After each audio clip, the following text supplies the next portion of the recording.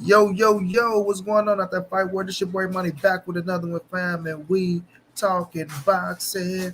Number one game is boxing, and this boxing, boxing. My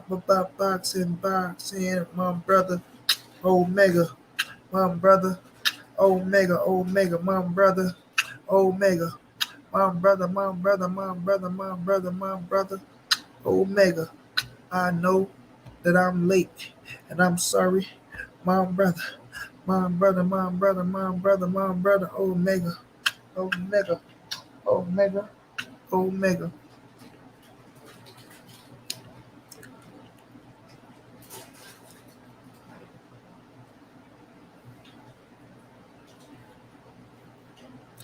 Y'all come in and smash that like button, that like button.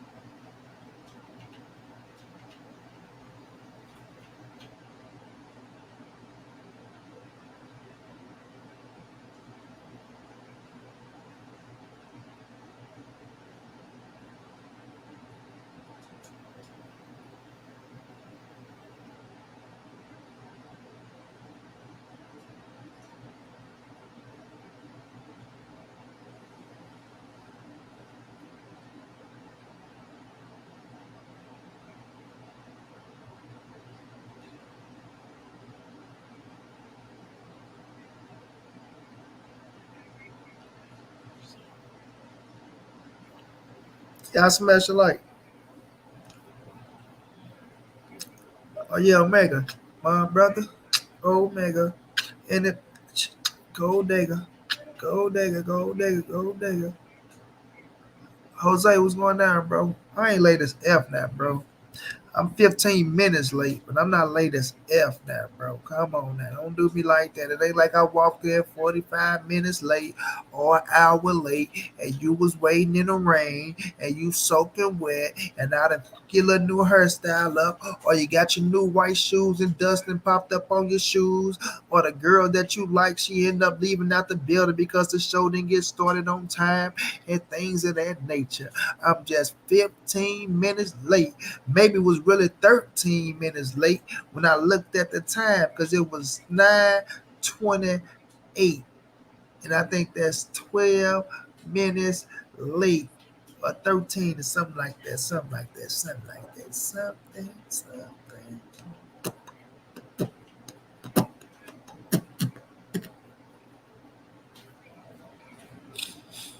I was gonna come on at 10, but I said, come on. Omega say you still laughing at the song I made last night. What I make, Omega?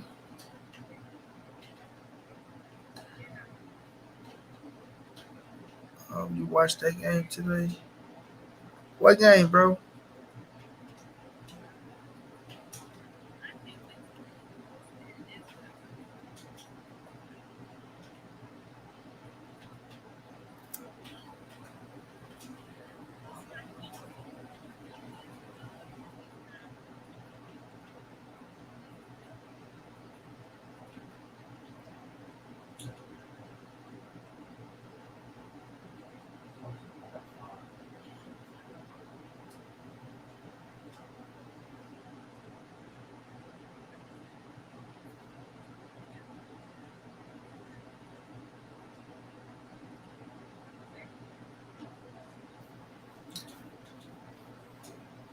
Oh no, I ain't watching, bro.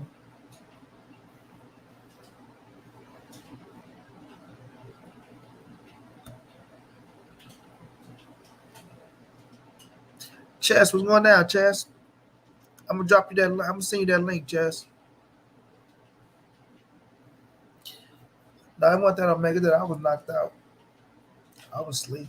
It was two games that came on actually, but I do watch WNBA Omega, so just because I ain't watching it today, I'm not going to allow you to ridicule me and make it like I don't watch WNBA because I do. I do, man. I do. Like the Baltimore boy says, do. I do, man. I do. I watch the WNBA, do, man. Do, man. Come on, man. Just a few of people that don't watch it, man. But do, man. I do, man. Come on, man. I do, man. You know I do. You know I do. Come on, man. You know I do. You too. You too, man. You do too. Come on, man. Bring my Baltimore accent out, man. I do, man.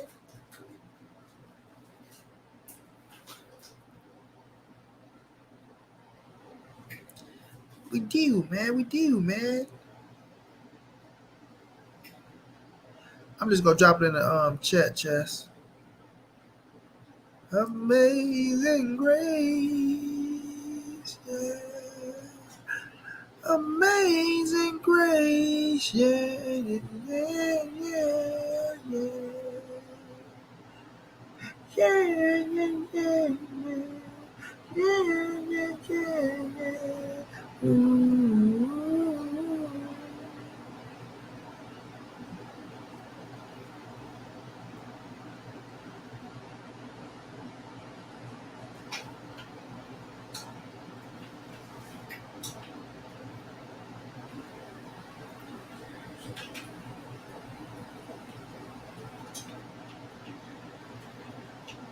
Hey, Walker.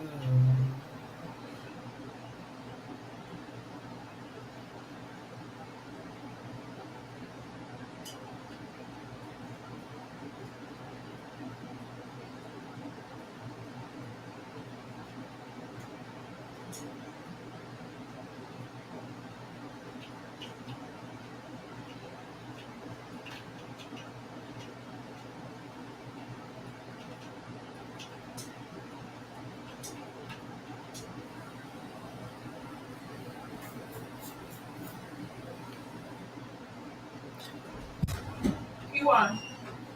You already 25 outside?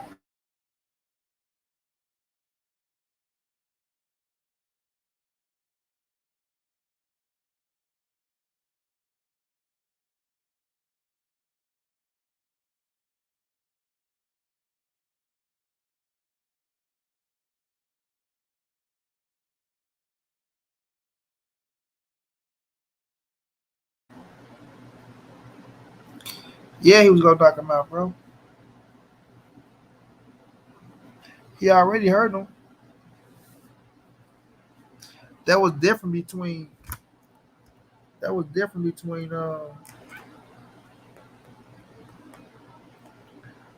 Crawford and Porter.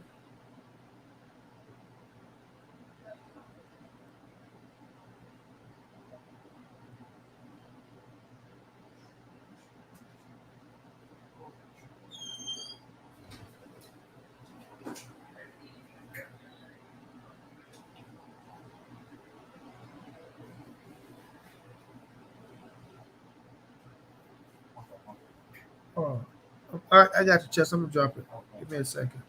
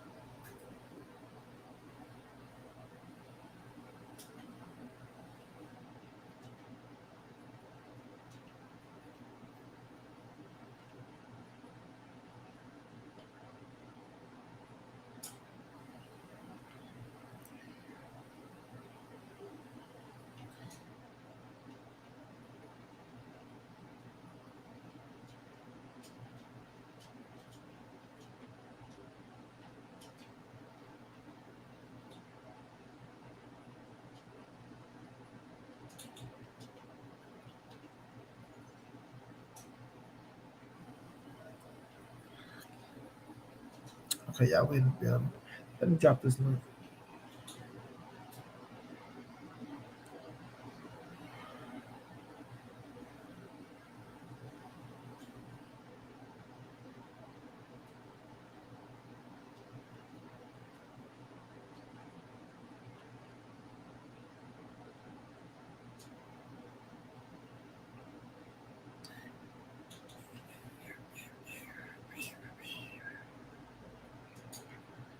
I dropped it. I dropped it. I dropped it. Y'all smash the like button, man. Let me say this. Shouts out to my brother Tay Jones, everybody. Tay did a hell of an interview yesterday with Steven Espinoza. So if y'all haven't checked out that interview with Tay Jones, y'all go check out that interview. And, let me get my dog.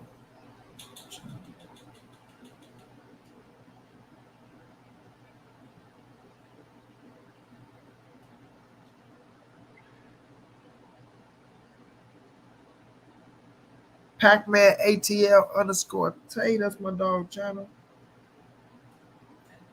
Tay will have to do something different than that though. That's what's the name of.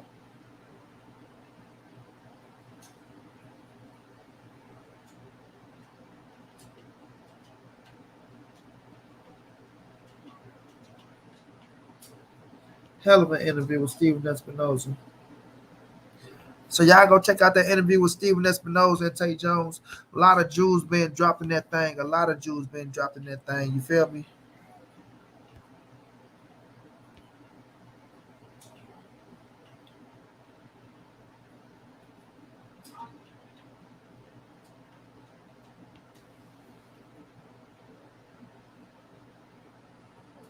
Exactly. Hard sheet Taylor. Yes, you can become a boxer at 18. You just gotta have a passion for it. You gotta have a passion for it. And you gotta want to do it. Master Khalik, what's going down, bro? Ernie, I always watch the top 100s, y'all. I seen it here. My dude Odell at like 90. Chess. Yo, what's going on, bro? What's going down, bro? Shit, chilling, bro, chilling. How you feeling? Feeling good, bro. Just sitting here, like, trying to look through this homework for the week. But other than that, chilling. You started back school? Yeah, yeah. I started like 2 weeks ago. 2 weeks. I don't start to September. Gotta enjoy that time off. I had took a long hiatus from school though, so I'm like ready Yeah, to knock this shit out. I got two more little regular classes left, and then I'm done. I get to graduate. I got man, my sister she picked me two. One of them got to do with writing kid books though, and then another one it's gonna be something like a health class, to where it ain't gonna be too hard. Just I got everything else done. It's just like the regular classes, Yeah. not no big time classes, just the regular class. I just need two of those, and then Okay. I'm done. And you Like, gonna take them? You gonna take them both at the same time, or you gonna like do them like oh one no, and then the other? no, I'm taking both at the same time. I got two Okay, classes bet. in September, yeah. So get that on up out the way, and then I'll be, Right. I'll be rolling across stage, getting my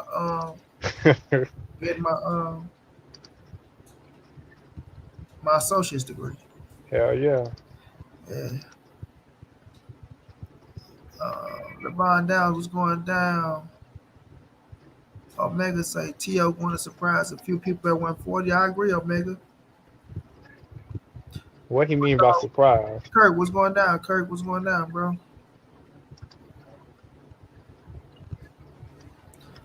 I mean, a lot of people feel like T.O. can't. He ain't really gonna do nothing at 140. They feel like he washed. You know what I'm saying? A lot of people ain't really too, um, you know, they ain't too enthused about his performance last night. And I thought it was I thought that was the most patient I'd have never seen him in a fight. To tell you the truth, I was okay with his performance last night for real. Y'all smash the like button for me, y'all. Show some love. Smash the like.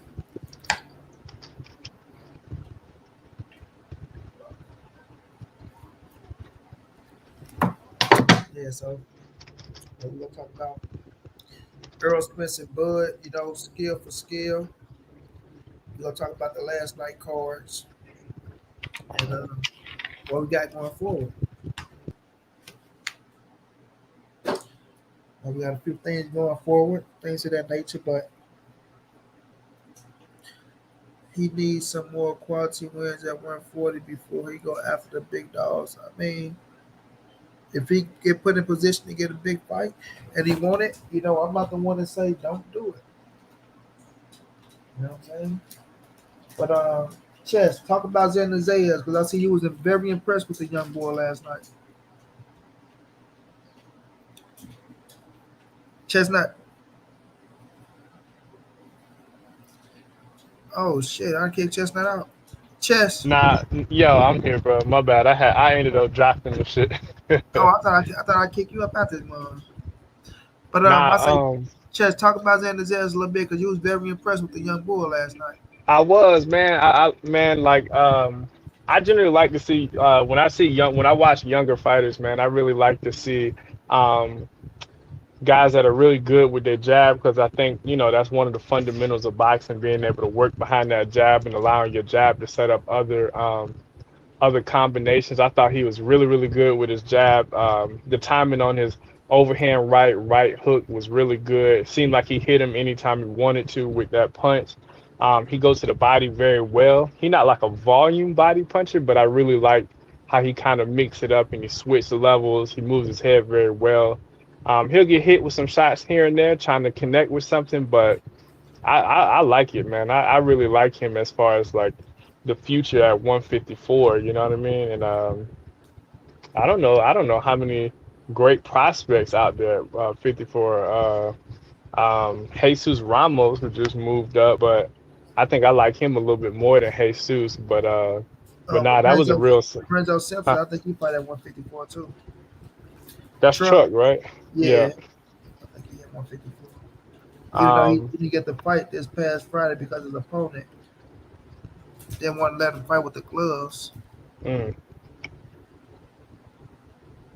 the business of boxing, but no, I definitely like can't wait to see more of him. He definitely a world champion in my book, and I mean I don't know what you can be critical of him of in that performance last night for real, for real. Um, yeah,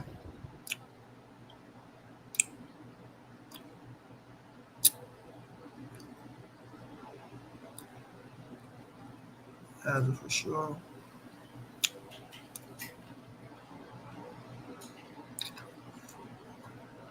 No doubt, Quad I ain't mad at you.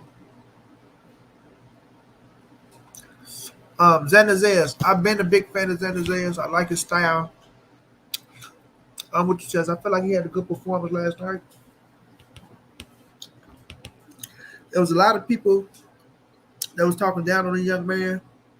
Like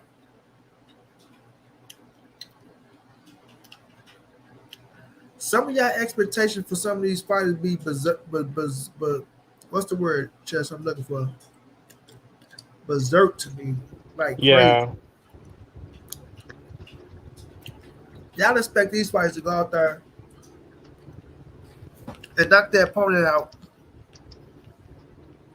in 5 goddamn seconds, right. right? So if they won a few rounds with some of these fighters and they get hit a couple times, automatically to y'all, they ain't nothing. They bums, they bust, they cherry pickers, they this, they that. Even though the young man is 19 years of age, um, how many fights with that chest he had? 10? No, I think last night, cause going into last night, I think he was 13-0 with 10 knockouts, if I'm not mistaken. I want to Uh, say it was 13-0, 10 knockouts. So he should be 14 with 11 KOs right now. Is what I think he Rough is. boy Florida was going down. So yeah, like the man is still making his name, right? That was an 8 round fight if y'all didn't pay attention. Right. Right? When you fight an 8 rounders, that means you're making your name, right? And coming along. And I think the kid coming along well. Hell of a performance. Um, of course, the competition will get raised as you go on. But I'm not looking for them to put the kid in there in the championship fight tomorrow, right? He's doing what he's doing to develop and become the best Xander is. I like his frame. I like his heart. I like his skill set. I like his punch placement. I like the speed on him. And I'm with you, Chess. I feel like he'll get better and better. Now, I think you said that you see him as a world champion, right? I do. It's yet to be seen, right? He's growing. I'm not gonna say that Oh, he ain't on the world champion level. I mean, not that he can't get to a world champion level, but I just like to see the progression. And I'm seeing this growth. You know what I'm saying? right, right. So we'll see what he do because, like we say, Top Rank got some of the best matchmakers out there. Hmm. I think somebody came into my chat the other day and said that, oh, here go another top rank card, another boy with top rank card. They don't know what they doing. Like, man, if y'all paying attention, and if y'all ain't on no bias stuff, y'all see that top rank know how to match up their up and coming fighters. They know how to build you. They the arguably probably the best starter kit that you can get in boxing is with top rank. Correct, correct. You know what I'm saying? They want to, put you on the right path to where you can be a star and things of that nature. The only thing about top rank is when you do get to the superstardom, they feel like they own you, and they want to control every fucking aspect.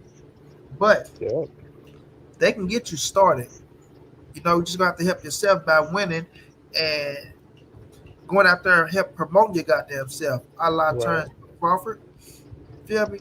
So with that being said, I like the kid. I like what he did last night. Salute to him. And yes, I am a fan of Xander Zayas. I've been a fan of Xander Zayas, and I'm waiting.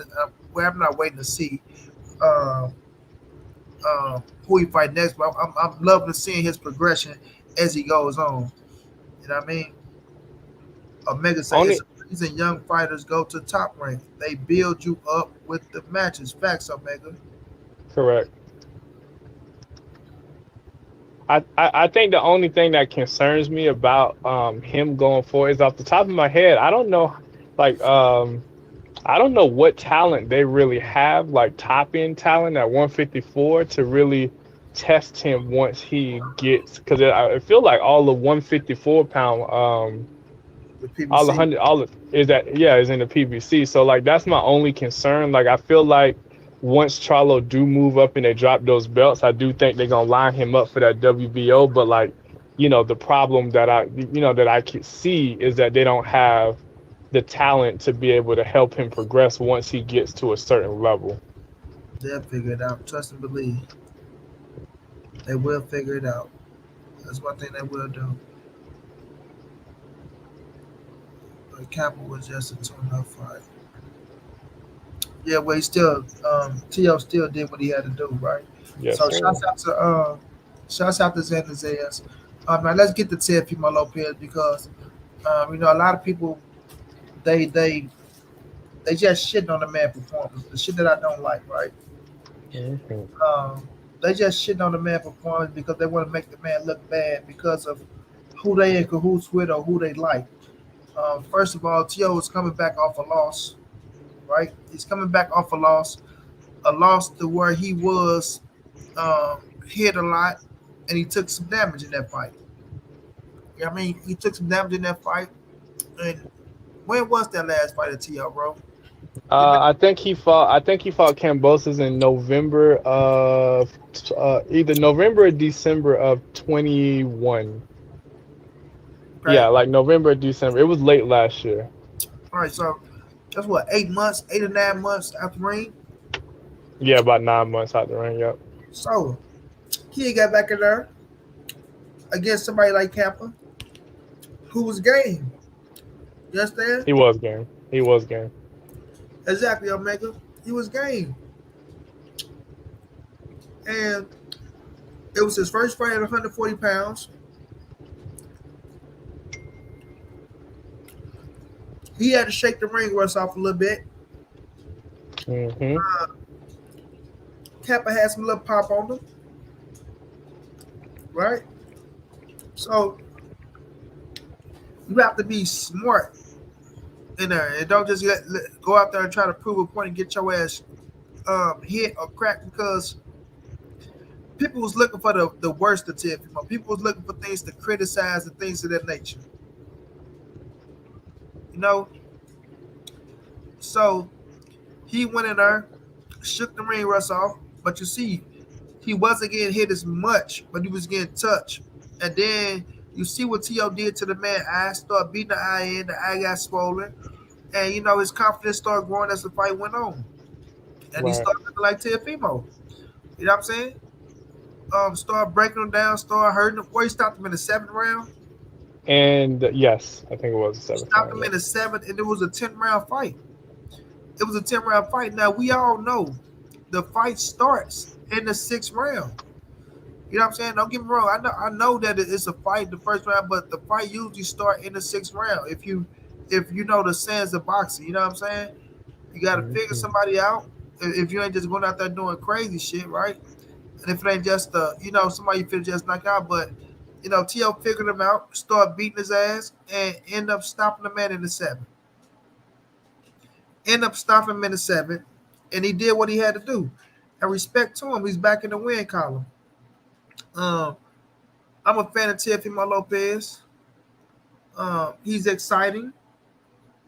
The fight wasn't boring. Nobody can say that fight was boring last night. It was an exciting fight. He broke him down and he got him up out of there. You know what I mean? Got him up out of there. And like I said, I'm not saying that this is no fucking Regis Prograis, no Jack Catterall, no Gary Antoine Russell, no Josh Taylor. I'm not saying it was those caliber of fighters. But still in all, it's the man first fight at 140 pounds, and he went in there and did what he had to do and got the boy up out of there, fam. You know what I'm saying? Got the boy up out of there. So I enjoyed the fight. Uh, Teofimo got the confidence back up. He said he's ready for any of them. But it's gonna come down to how Bob Earn want to move him at 140. You know what I'm saying? They go put him in a couple more fights and they go try to put him in position for a world title. It was brought to my knowledge, like Chess told me last night, that we've seen that Josh Taylor vacated 2 titles, not just one. So the Super WBA is out there now, and we'll see what they do with that title. We know that belt usually fall on the PBC side of things, so we'll see if PBC put their fighters up for that title, or how the sanctioning body want to go about their business with that belt. But with Teofimo last night, um, I give him a solid B. I give him a solid B. You know what I'm saying? I was impressed with him last night. It was things that he could have done better and things of that nature, but I give him a solid B.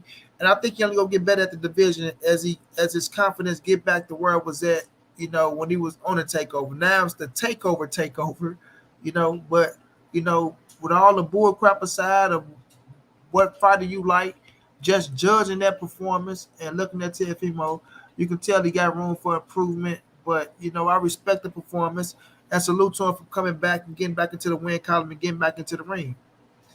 What's your thoughts on that fight, Chess? Let me read this comment real fast though. Quad City T.O. quick turnaround. He fight.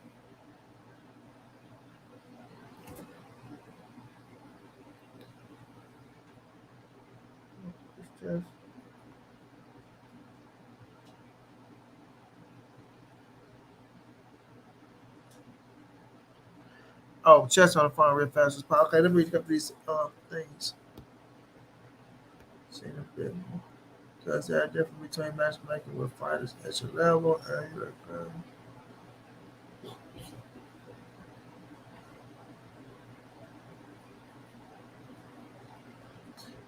make the TL moved up to 140, knocked out dude. I got nothing but respect for him. Laugh out loud, probably not. Garcia calls people out, but don't take the fight. TL respected Kappa power. He was holding after good hits. Facts, I mean, because he was cracking them. Kappa was a bull, exactly, Rolly Roll. TL quick turnaround, he fights a little way more than a lot. I need to bring out all the gym rats to test all the relevant. What's good, OG Money? Keep up the good work, man. Take care of yourself, homie, and God bless always. And you know it. There's much love and respect from South Central Los Angeles. Alex Aguilar, Aguilar,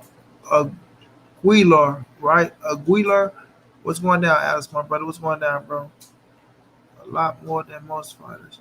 People be unrealistic with some fighters just because someone else doesn't like them. I have my own mind. That's right, Omega, bro. And that's what I don't like, Omega. Right? People don't like the person because somebody else don't like the damn person. Like, come on, man, with that shit. Everybody at my pad that doesn't watch boxing really enjoyed that fight by T.O. They don't even know he was rusty. Okay, okay, Capone. Big up, Monty. Nothing but respect. No doubt, Rolly Rose going down. Lopez dropped him with a jab. He did what he was supposed to do, but he should fight Garcia December. That'll be a good fight. That's a fact. Nibley. Yeah, Nibley caught him with a 3-1, right? He caught him with a hook, bam, jab, hook, dropped him. You know what I'm saying? Hook, bam, bow, jab, hook, dropped him, bro. I say hit that boy with a 3-1, dropped the boy with a jizzy jab. You got any hope for the Loma Haney fight? What do you think that is going to happen? Yes, I do. As long as Haney go out there and win, he will be facing Lomachenko. Tio ain't no chump at all. Haney outboxed Loma, but a horror fight. We'll have to see. I'm rocking with get that fake 78 up out of here, man.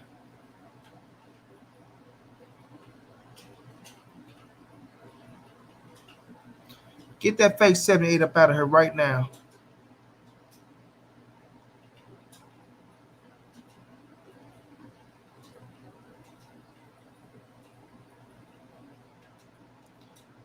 Monica, what's going down, baby? I'm number 45. What you mean you number 45? You ain't no number 45. You number 1.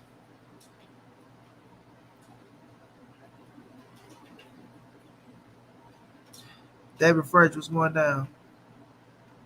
Okay, Omega. What you mean you number 45? You number 1 to me, girl. Whenever you stop playing them games.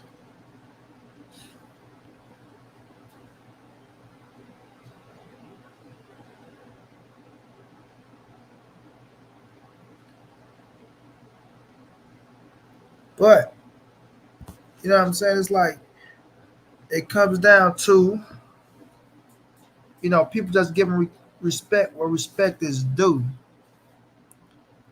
You know what I mean? Cats like to follow other cats' mindset. You're a grown ass man or a grown ass woman. Feel me? I don't want nobody not to like a fighter because Monty Brown don't like that fighter. You feel me? Oh, Omega. I don't like that fighter, bro. So you shouldn't like him. When that fighter do everything that you like about boxing, but you don't like him because I don't like him. Come on, man.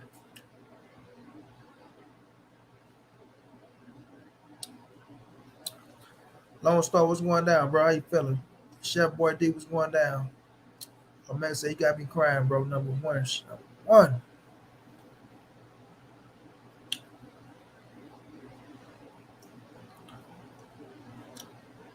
He made good adjustments. Box second half of the fight. RP 1126. I appreciate that $2 super chat, my brother. That's a fact. That's a fact. And got him up out of there.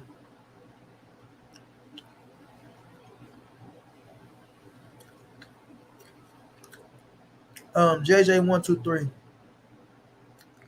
Why would you ask a silly ass question like that?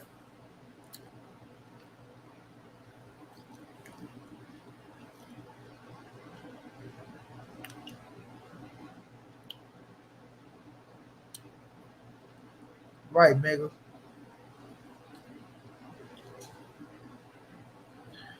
Ivo, what's going down, man? Yeah, I'm praying, Ivo, you get better off that COVID train, man. Yeah, I'm praying you get better off that COVID train and that you overcome this shit. COVID ain't good for nobody. I'm saying COVID ain't good for nobody. And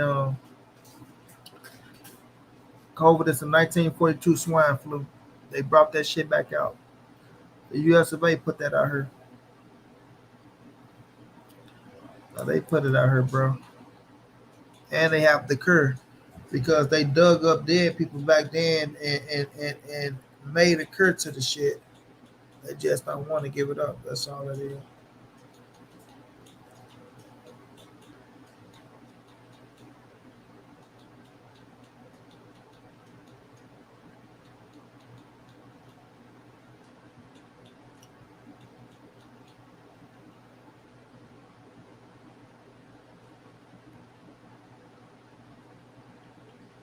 Well, I never said it to be top dogs. What I told you was, he went out there, he did what he had to do. And like I said, when I first started the live stream, I'm not saying that that performance is enough to beat a Regis Prograis, a Josh Taylor, Jack Catterall, a Gary Antoine Russell. But it was a good performance that put him back in the win column, right? Because he did get a W to give him confidence. You understand? Confidence. And I gave him a solid B because he still got more room for improvement. And it will be a tough outing for any of them dudes. He ain't just gonna be no easy fight for nobody, bro. Ivo was going down, champ. Not much, man. Just powering through. Just want to hop on and say, good to talk to you, man. It's been a minute since I've been able to be interactive. This year has been, holy shit, has it been a tough year. No doubt, man. No doubt. Like I say, COVID ain't good for no damn body, man. And I'm hoping you taking the right precautions. Look like you is because you're here talking to us. If you wasn't, you'll be somewhere laying back effed up. I had the COVID. I think a lot of people probably here had the COVID. When I tell you, bro, that shit ain't sucks no joke. ass, man. Man, it sucks. man, I'm trying to tell you, fam. I felt like it was over for me. I'm like, I ain't gonna make it. Bro, any man who makes that argument that like, oh, the COVID's like the flu, fuck you. Because this shit is a horrible fucking experience, It's man. not the flu, bro. I told people that. I say, bro, I had the flu before. That's a lie. No, it's not like the flu, homie. That shit is, man, the way my stomach felt, the way like the thing where I didn't have that I was messed up, I didn't have the respiratory problems. And I thank God for that. I was able to breathe kind of normal, but I didn't have them respiratory problems. And I wasn't going to no hospital. I tell you that much. Hey, I'm terrified of going to the hospital myself, man. Yeah. And with the amount of shit I've been seeing nowadays, man, I think at this point I might as well just stay home and fucking self-medicate. That's what I did, bro. I stayed. I'm like, I'm not going to the hospital. They gonna kill you. Yeah, that's what I'm saying, man. I'm just fucking, How the family doing? Is the family all right? Yeah, I pretty much isolated myself in my room. Y'all stay the fuck away from me. They all got a COVID test. They're all negative. I'm the only one who's positive, so I'm just like keep your distance. Okay, and just survive, man. Yeah. Like I said, man, my family's been through a lot of shit this year, man. Fucking first the war in Ukraine. My fucking granddad's brother died 2 days ago. Like, bro, this year has just been fucking horrible.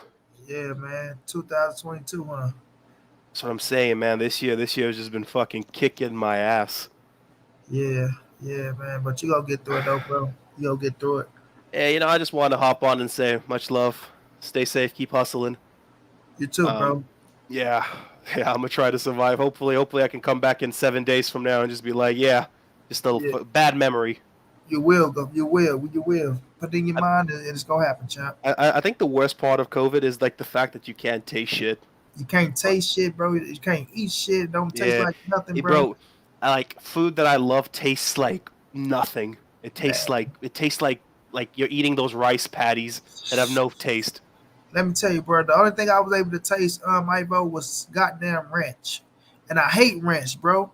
I fucking hate ranch, but when I was licking on that goddamn ranch like it was a motherfucking lollipop, I'm like, shit, I need something, because man, even though I was brushing my teeth, bro, and even when I brushed my teeth just to get the fucking, because you know how that shit, I'm like, man, brush my damn teeth, but that's what I'm saying. I try to eat that salad shit with that ranch, man. That shit felt so weird, fam.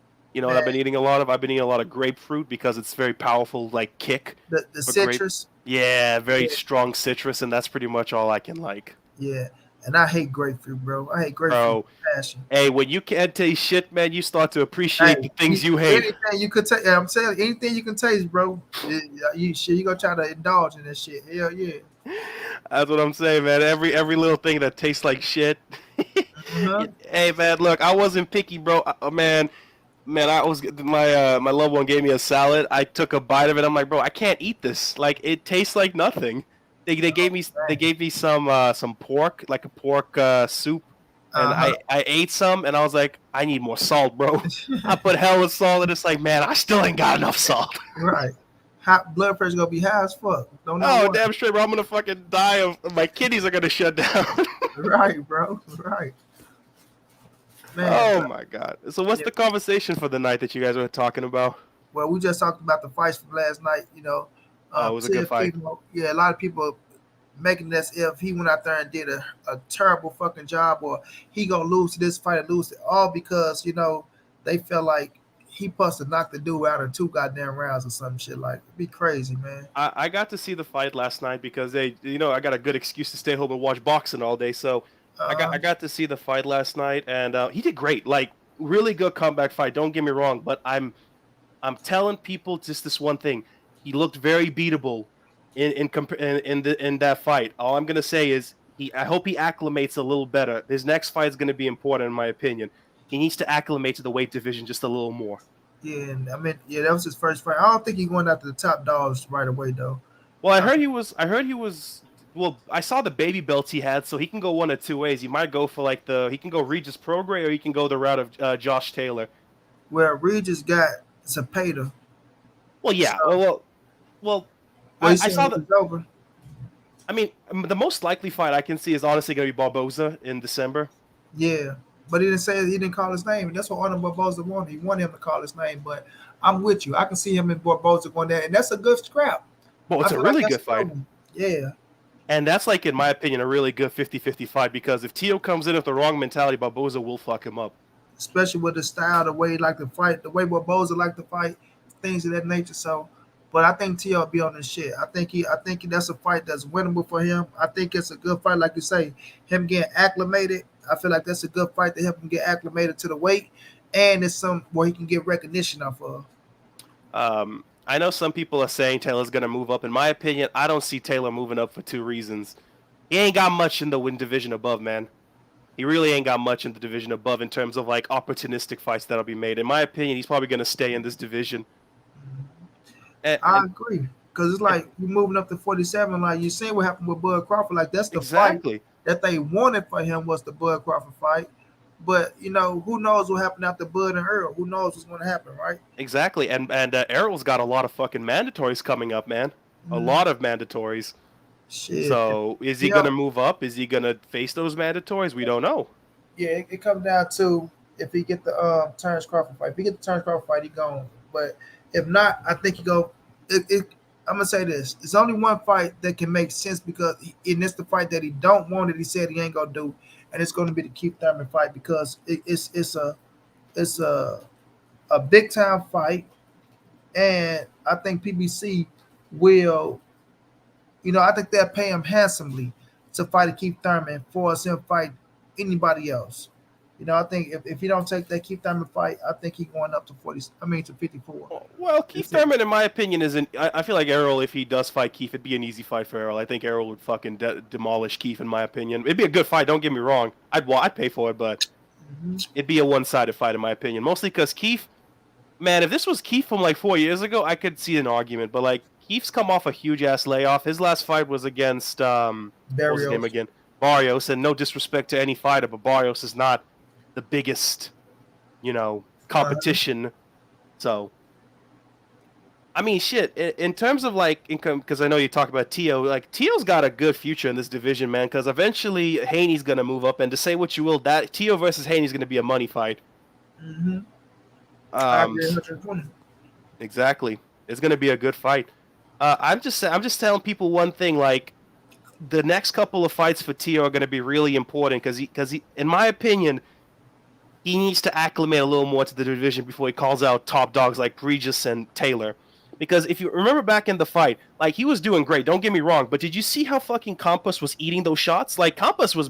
Hey, I thought I was on the like when they were saying like it's gonna go the whole 10. I'm like, yeah, probably do go the whole 10 because it don't look like T.O. hurting them. It don't look like he Exactly. hurt them, but it was like yes, Monica Love. I had caught COVID. Shouts out to my bro John G was going down. John Kramer, I see you as well. It was like what fight was that where it looked like it wasn't phasing, but I think they were just playing. He was in good fucking shape. Damn, I was like, he in good shape, but like he can make it as well. But the Virgil Ortiz fight, Yeah, yep, that yep, yep. Virgil's fight, it was kind of similar to where they was beating the shit out of the opponent, where they was landing, but it looked like they was absorbing the punches, like they was taking that shit. Like McKinnison was taking it real good, just like Campbell was taking the punishment real good. But as long as you just keep breaking their ass down, sooner or later they go break. It don't matter how good you is and how much poker you can play, sooner or later the shots gonna take toll. And I felt like it started taking toll on him. Then T.O. swole his eye up, and after that he started having fun. He got back to T.O. and he ended up stopping his ass. Same with Well, Virgil to me. I mean, shit, bro. Like Tio, like real talk. I only gave one round to Compass, and that was me being very generous. Mm-hmm. So like, cause there was that one. You remember that one round where Tio was kind of, I don't know what Tio was doing. He was taking like a little break or something, and Uh-huh. Compass got a couple more punches in. Uh-huh. So I gave one round to Compass, but overall, like, bro, Tio was fucking him up the entire fight. He was getting him with like very smart. But Tio made a couple of weird decisions. Like I don't know why he kept trying to like go into like the not the belt, the fucking ropes. He kept Uh-huh. trying to go in. I don't know why he kept doing that. Maybe he was trying to set up like a trap or something. Uh-huh. But in my opinion, and this like one thing that I'm trying to, I hope Tio gets eventually is like your power, your reach that you like, that advantages you had in the division beforehand will not carry over into this one. Mm-hmm. Like you are average here. You are not like you don't have that weight advantage anymore. I feel you. I feel you. I just feel like it's like you said. I just feel like you just gotta once he grew into the weight, I think he will get a little stronger. I feel like the power was still there. It's like you said. I don't think it's just going to show up on the big boys like quicker than it did at 35. I think at 40 you got to do a little bit more extra work to put him down. But that's the whole point of you going to 40 and you saying like, okay, I got to put a little bit more muscle on. Got to get a little bit more stronger, spoil that extra round and run that extra mile. You know what I mean? I feel like he the type of fighter And that fight will smart. adjust, yeah, and to do that type of shit. So, punch placement is everything as well. You hit the motherfucker on the right spot with the right power, they go feel it. So I feel like he gonna be okay. I feel like he gonna be in a position to where he can compete with anybody at 140. It just gonna take for him to get acclimated to the weight the right way, like you said. Don't just go rushing into the shit because you still got time. But I still feel like he's a threat. I still like the speed. I like the IQ. I like the combination.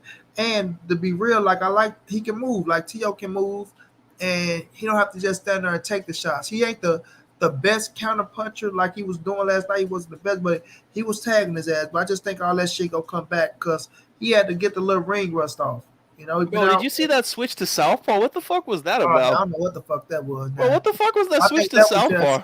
that was because he was able to do it at that time. When he did it, like he was able to do it at that time and have a little success from. But he's not going to do that on them top shotters. No. Bro, no, if he tries that stupid shit by switching it to Southpaw against the Regis will fucking kill you, dude. Nah, I think he did that because of the caliber opponent, and at the time, I think the eye was swelling up and shit like that. He just started feeling himself a little bit.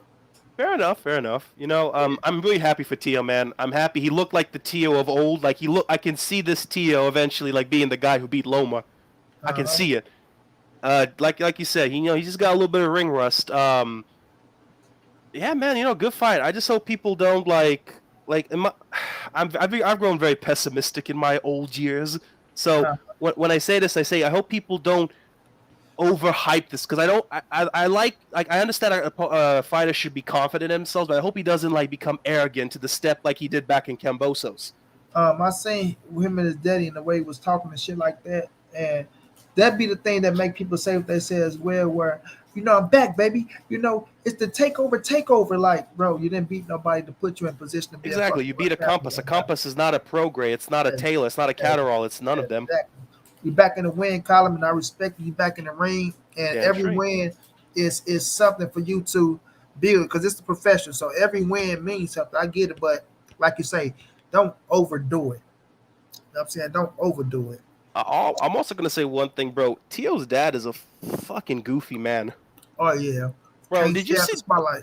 Bro, did you see him fucking jump in the middle of like the picture with what the fuck was that, bro? Like, get your son has got you ain't the one took the ass whooping last time and back. You know what I'm saying? Get your ass out the way, man. That's what I'm saying. Like, what the fuck are you doing, jumping in the way of like your son, bro? This is your son's moment. It Man. ain't you.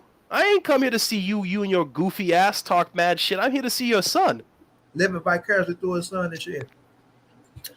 Goofy ass. Jump right in front of the goddamn thing and just, we back, baby. Like, Bro, I was hoping the cameraman would have been like, man, get the fuck out the way, bro. I'm here to record your son, not you. up in this motherfucker like you the goddamn.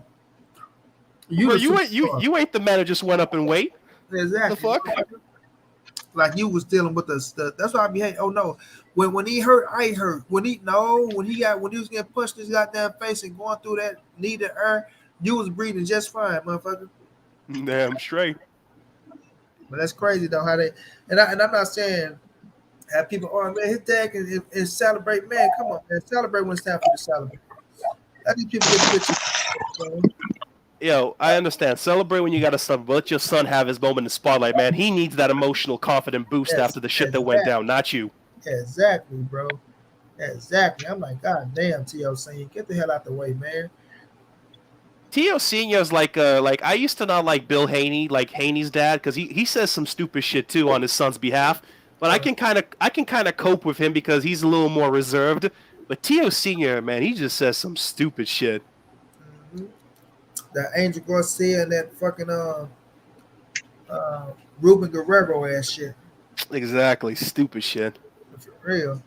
RP11, what's going down? What's the deal, big dog? What's going down with you, man? Chilling, man. How y'all doing tonight? We chilling. You want to touch on something? Oh yeah, man. I like how he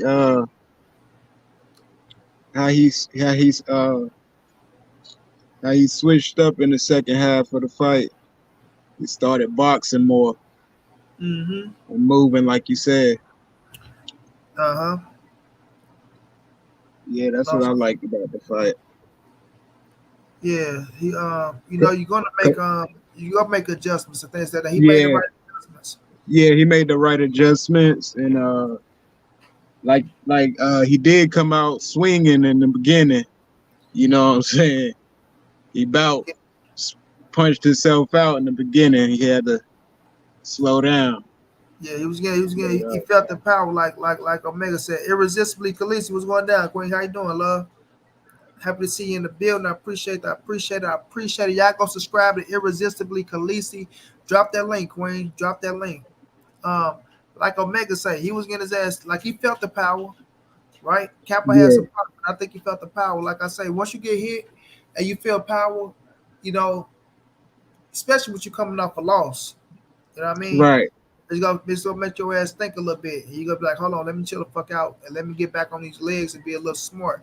And you start being more smart instead of just trying to bang it out with him and knock his ass out. Because like Ivo said, at 140, you gotta be, you gonna see that, okay, this one punch, if it just get him up out of there.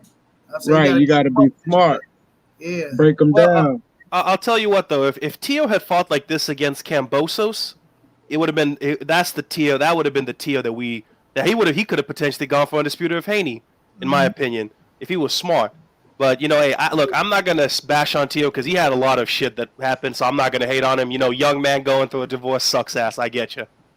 Shit happens. Y'all go subscribe. Y'all go subscribe to Irresistibly Khaleesi, man. If y'all ain't, they go to the link, click that link, show some love to the queen.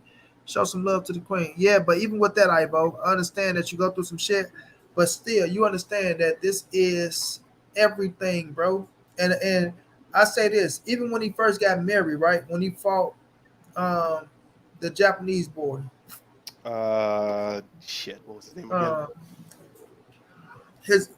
You know what I'm talking about. He yeah. But it wasn't his best performance. Was it Nakatani? Nakatani, yep. Yep. Yeah. His sister and his mother didn't come to the wedding.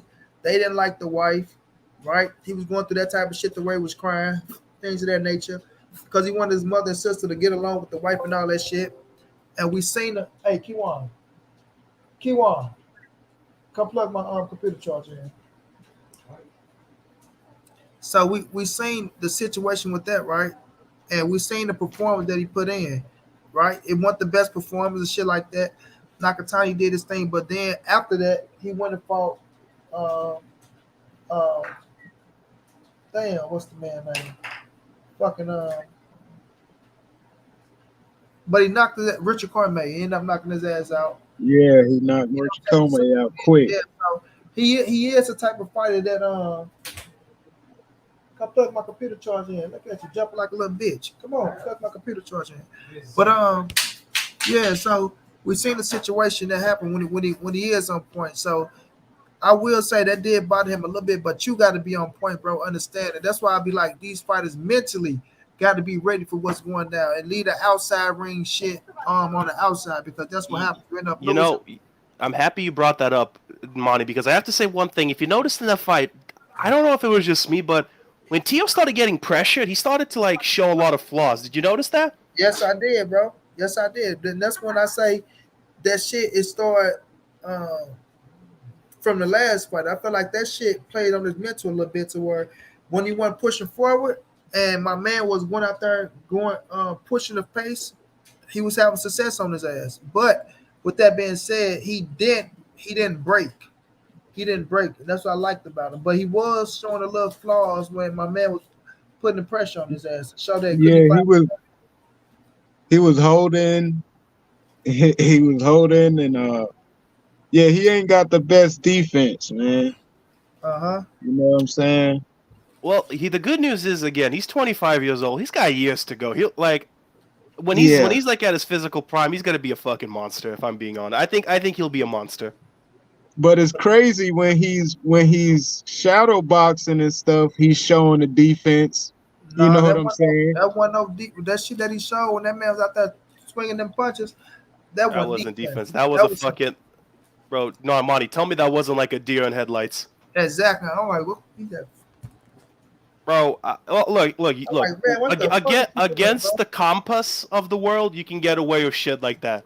Exactly. Against the compass, against like these kind of guys. That's why I'm saying don't overhype something that's not there for the. Like that's my one thing. I'm not trying to downplay it because Godspeed. I'm happy he won. I wanted him to win because I think he has a bright future. But at the same time, do not overhype it. Florencio was going down. Dwayne was going down. That's a fact too. I ain't gonna overhype him, but I'm not gonna give him his credit as well. Respect. I understand. Like I'm happy for him. Yeah, I'm telling you, there's people out here that's not giving him no credit at all. Like, oh man, he looked like shit. Which is not true. Right. He did not look like shit. He looked fucking good. Like what the fuck? He actually had a good opponent, so he came to fight. I'm gonna say this: Compass showed a lot of heart in that fight. I'm not gonna lie. He caught with some good, nice ones. Bro, I'm gonna say this, man. Top Rank picks some tough ass fighters, man.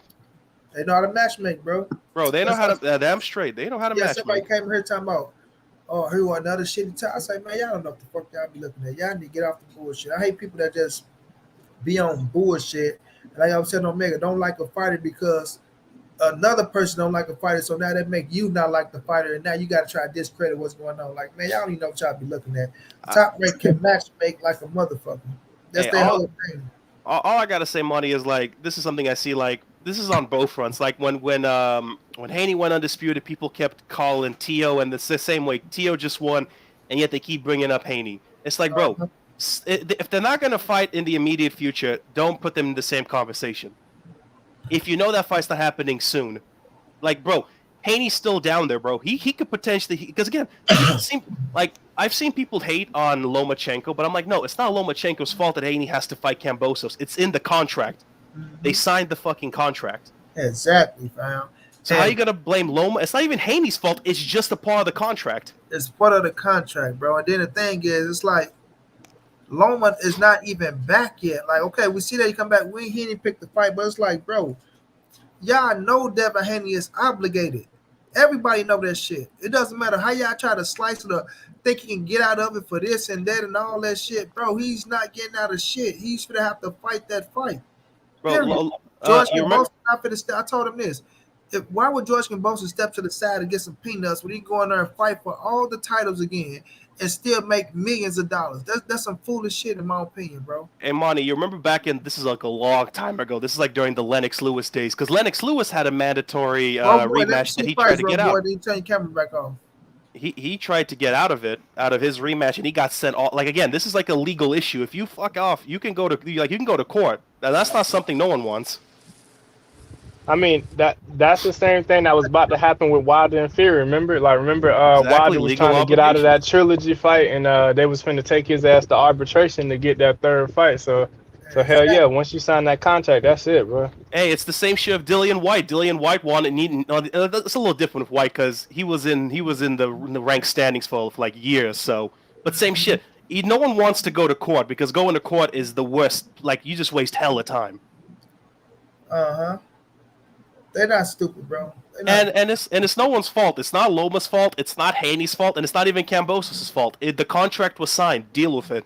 Bro, no, it will be. Let me tell you something. I'm not for the I'm not for the sugarcoat or beat around the bush, man. It's Haney them. They signed a fucking contract. They knew what they was getting into. They wanted to become undisputed because they thought getting the title was gonna put them at the top, and they thought everybody was gonna chase them when they got the titles and shit. But they see that, okay, we got all the titles and we can be the number one lightweight right now, which y'all are because y'all are undisputed. But it still don't force people to say, oh, well, I'm striking out towards the Haney's way. No, it ain't that. And that's what they see now. And now, like we say, if and I said this in my video, if the Haney was pulling in $10 million off this fight, like it's rumor George Kambosos was supposed to get $10 million, right? Because if he got $10 million, what a fucking deal he got. So if they was getting if the roles was reversed and they was getting $10 million and George was getting whatever they got, we won't be hearing nothing. It won't be no problems. It won't be nothing, right? Because the money would have looked good. Now it's just that they got the titles and that shit ain't panning out to what they thought it was going to be. Not too many people is very interested in Devin Haney and George Kambosos too. You know what I'm saying? I think Haney's biggest it's not even a downside. Like, he's a skilled boxer. Don't get me wrong. He's not flashy. That's his only downside. And I think that's I'm not saying this is a bad thing. I think in terms of like technical prowess, he's really good. I just don't think he's flashy, and that's why people like I love all boxers. Like, for example, anyone who says like, oh yeah, Ryan is better, Tank is better, it's like, no, like, they're flashier. This is true. But Haney. Let's get into the debate. I'm gonna let you finish. But I'm gonna disagree. But go ahead, finish. Let me hear. No, it's all good. I'm always down here differing opinions. I think that's what makes in these panels interesting. He's not flashy. I mean, that's a fact. He's not flashy, and this is not saying it's a bad thing. It's no knock on him. Like, his skill set is his skill set, but it's a reason why Tank is the star that he is, because he knocking motherfuckers out. Ryan Garcia, he knocking motherfuckers out. Teofimo, he knocking motherfuckers out.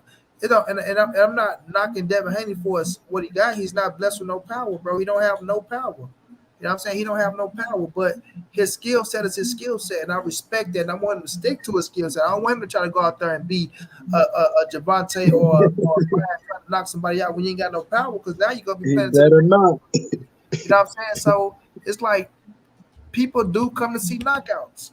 They do come to see knockouts. Or you have to be a shit talker like an Adrian Broner or Floyd Mayweather, that, you know what I'm saying, going against the grain. And Devin is not that type of shit talker to talk like that. But he's still a skillful motherfucker that's a top shotter that's in the game. He's undisputed, and he is the number one he's number one at the lightweight division, but he's not that entertaining that make people want to just pack in there and sit down and watch him fight. You know what I'm saying? That's a knock on him.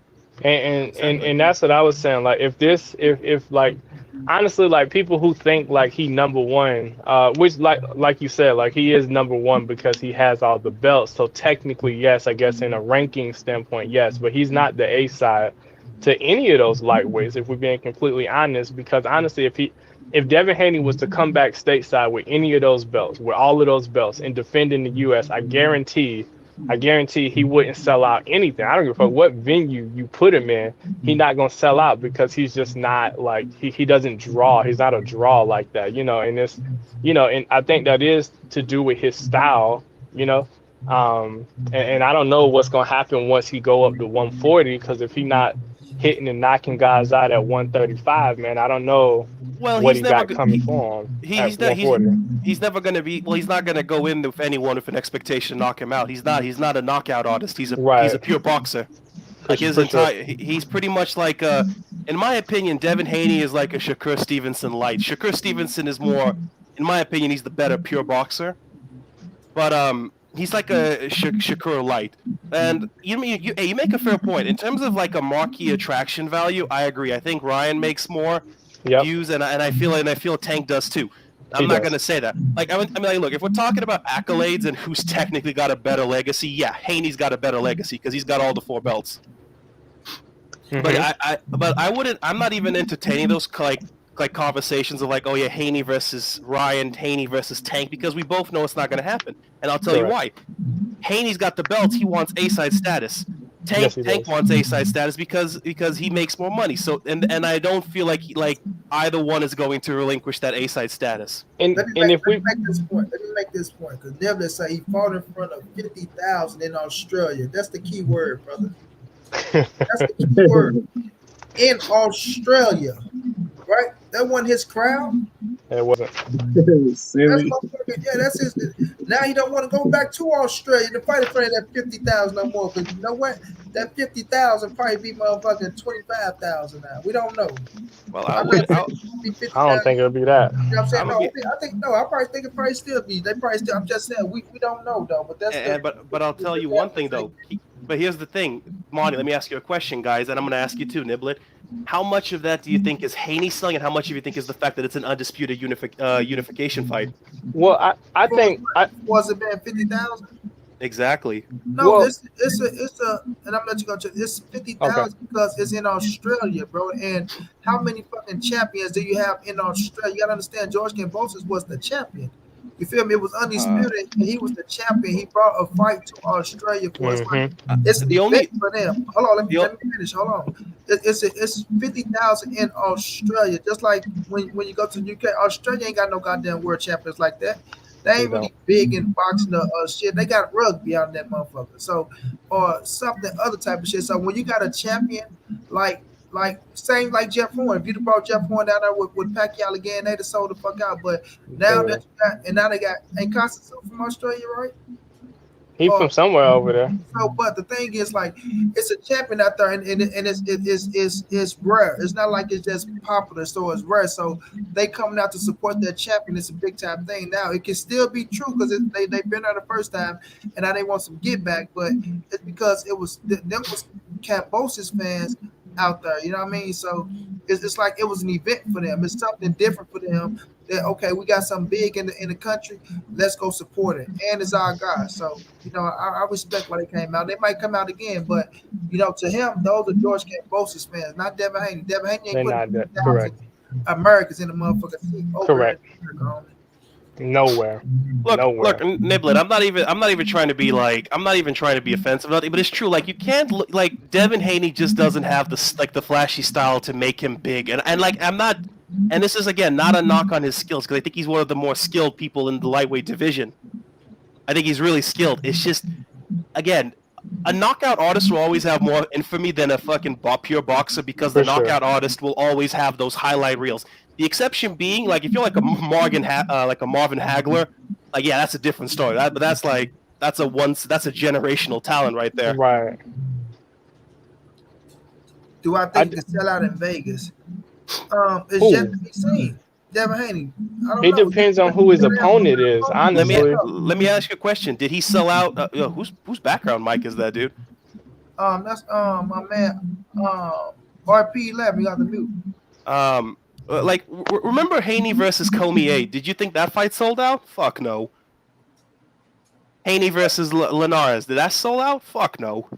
I'm gonna say this: by him being the undisputed champion now, like Chess said, it depends on what opponent he have, right? And that's why they're trying to get a Gervonta Tank Davis because they know with Tank, yes, he can sell. right? That's why they're trying to get a name like that, or trying to get a Lomachenko, right? Because it's a name, but you just can't put him in there with no anybody and think that he's gonna sell out. I mean, we'll have to see. Could he in Vegas? Anything can happen. Yeah, we don't I'm know. We'll see how they promote it, who it I is, mean and how it play out. So he did if get a little more popular, becoming undisputed than what he was last time. So we'll see. But go ahead, Chess. I think honestly, Devin Haney is probably having the same exact issue that Terence Crawford is having, right? So it's like we try to sell the accolades, like the accolades is what puts the fans in the seats. And I was talking to Monty last night. We was on the phone, and I made the point that when you look at most casual fans don't know what belts anybody holding in any fight. You know what I'm saying? Like Of course. you generally come in and you watch the fight for the guys. So like someone like Terence Crawford, a lot of people wouldn't even know Terence Crawford. If you're not a hardcore boxing fan, you would never know that he was undisputed at 140, right? Like, but they hold that chip like that matters, and that's what Team Haney is doing. It's like, oh, but we undisputed at 135, and it's like, okay, like, all Well, right, can I cool. add on to that? Can I add on Yes, to that? sir. Yeah, Terrence, I love Terrence. He's one of my favorite boxers of all time. same here. But he also shot himself in the foot. Like I think him becoming an independent contractor in the long run really fucked him over. Because What like do you mean? again, let me explain why. He does, like you said, he doesn't have that name value. He's not a household staple name. For example, when Canelo went independent, that's a different story. Canelo went independent because he was a household name. He could make millions and millions just off his name alone. Same with Floyd. Floyd went if he went independent, he could make he like his name alone sells fights. Guess who else would have outdid Bud if he would have went independent? Javante Tank Davis. I mean, all you gotta do is look at who the promoters chase once they look like they're a free agent.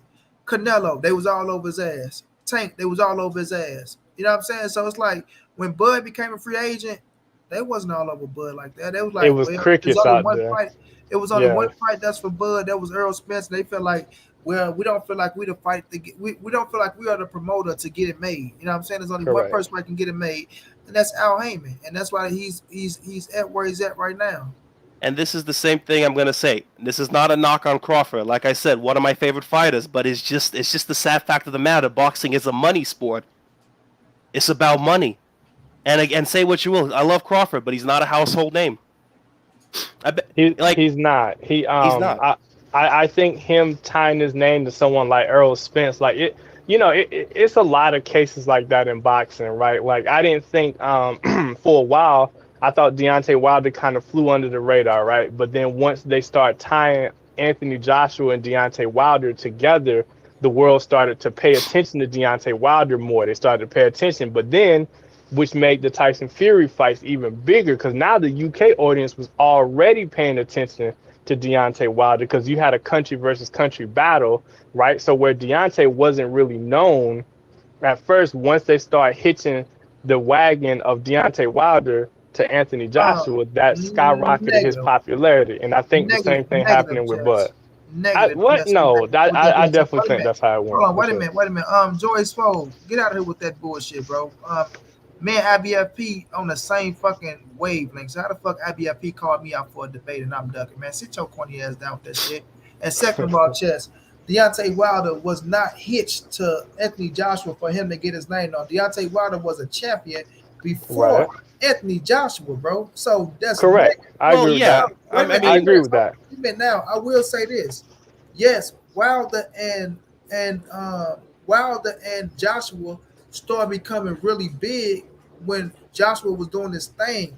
When they started hitching Joshua name to Wilder, they started blowing Joshua up, and Joshua became unified champion, ended up getting 3 scraps, and then he became, you know what I'm saying, he started becoming the number one heavyweight because he had 3 scraps shorty over there, and the UK was buying them goddamn fights out like it was nothing. He was putting Right. 70,000 fences in the seats over there.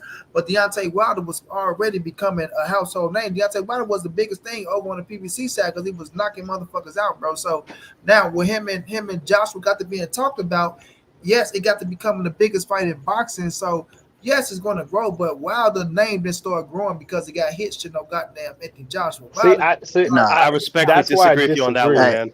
hey, I not at disagree, all. money. I do. I disagree, bro. Not how And you at gonna all. You disagree with something that's not a fact, bro, Chestnut? listen, see, bro, hold because on. Wilder, he You you trying got to make wasn't, bro, no, he you trying to wasn't stop it, bro. You trying to make it like because look, bro, Wilder's name got bigger bro. because he got You got to it did understand. Joshua. get bigger, bro. That's It negative, absolutely Look, fam. got bigger, bro. Wilder That's brought negative. heavyweight back, bro. In Wilder Negative. brought America, yes, heavyweight bro. In back. America, It was yes, I agree What you with that, talking bro. about in hey, just America, period. Negro? Where No, do you hold think up. the heavyweight shit lands at? No, bro. Hey, No, hey, it wasn't just in America because he was beating people across seas. It wasn't just America. So he across this world, people was knowing who Wilder was. Boy, He is the you one who crazy? he put heavyweight on their back, and Right, then Wilder was sleeping shit. yeah, Anthony Joshua came later on because he was young. When Yeah, Joshua bro. came, he was young. He started knocking people out. His name started ringing. Exactly, bro. all Come right, But on now, Jess. Come on now. uh, Don't say Wilder name got no fucking bigger because he got hit uh, no Joshua. all Now right, all right. it was one of the biggest. It was the biggest fight in boxing because of what you said. It was the Right. UK versus America. And don't get me wrong. Like I'm a fan. I was a fan of Anthony Joshua. I watched Anthony Joshua win gold in the Olympics, so I was a fan. Some people thought he shouldn't have won, but I was a fan of Anthony Joshua as well, and I seen it coming. Like he went over there, got the belt from Charles Morton, then he got the belt from Joseph Parker, right? And They who threw else? one of them vacant. They threw one of the vacant ones Yeah. in with So Klitschko. Remember? facts, yeah, facts. And he Yeah. and he did his thing, you know what I'm saying? So I give him his credit, but Wilder name was already becoming a household now. Like you say, over in the UK, they start getting a little bit more um taking a liking to it because of who Wilder was, and they knew that if Joshua was to beat Wilder, he would have been undisputed and would have solidified him as the big dog. But yeah, Wilder was already becoming the big dog, bro. Yeah, he knocked out Stavern. He knocked out motherfucking Yeah, he had we know about the knockout streak. Like my thing was like before they start putting him in those big, you know what I'm saying, in those big arenas. Like when I'm looking at his box rec right now. Okay, cool. So he knocked out Bermain Stavern. Cool. He had the hometown fight. He came back is not against about. Eric Molina. You can't look at the box rec Wait, hold on. because he never Which one of fought. these? Hold on. Which one of these fights? Which one of these fights was the replacement fight? Because remember, he was supposed to go over to Russia to fight Povetkin, I think that was. Before Which, Povetkin, which Pop who did he fight in replacement of that? I Shit, I think Was can't- that it was Spilka or was that Ortiz. Areola? It wasn't Ortiz. No, hell nah. Ortiz was later. I'm not gonna remember. I'm not gonna like. I don't know which one. I just know he popped dirty, and they like fuck that shit. But then they end up suing his ass, and then they end up getting a little shit back, or some shit happened though. So I don't remember who was the replacement for it. But Wilder his name was already ringing before that Joshua shit. Well, I mean, well, look, I agree with you on this. Wilder was definitely, because again, people seem to forget that Wilder's not one of AJ's contemporaries. He's actually one of Klitschko's contemporaries.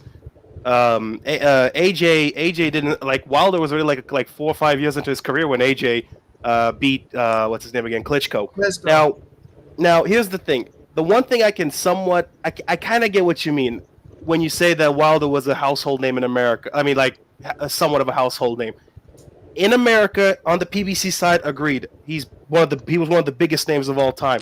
But in comparison to the rest of the world, AJ was a de facto bigger name, man. That's what I'm saying. Wait That's a what I'm minute. trying First to of say, all, bro. I That's just what I'm said, saying. and I said Anthony Joshua came when he got the first title off for Charles Morton. Then he got the other titles. Of course, he became the number one heavyweight because he got the 3 titles, and he would start putting 70,000 asses in the seats in the UK because they was coming out. He was the biggest thing over there. Right, for sure. Don't say that his name got made or became bigger when it got hitched to AJ. Negative. Because that's Well, like you coming up and But now the name, you attach your name to that. No, that just became the biggest fight in boxing. His name didn't get hitched to no goddamn body. Wilder was a world champion. He had the other 3 scraps. It was the biggest fight in boxing. Their name got hitched to one another, fam. So, but I'm not gonna make it as if AJ was carrying the sport and he did this and it made Wilder name bigger. No, when Well, when your name get hitched to one, it's like Floyd and Pacquiao. Right, once your name get hitched and it become the biggest thing in boxing, it's just the biggest fight in boxing. Errol and Crawford right now. right? Yes, The I agree name with that. Yes, becomes yes. like what it is. Javante Davis, Ryan Garcia. It's like it becomes the what, especially when it's a big fight in boxing. It's the fight. So of course people going to start knowing you off the shit, but I'm not gonna make it like AJ made Wilder name bigger. That's negative. Like they would have made each other name bigger, especially if the fucking fight would have happened.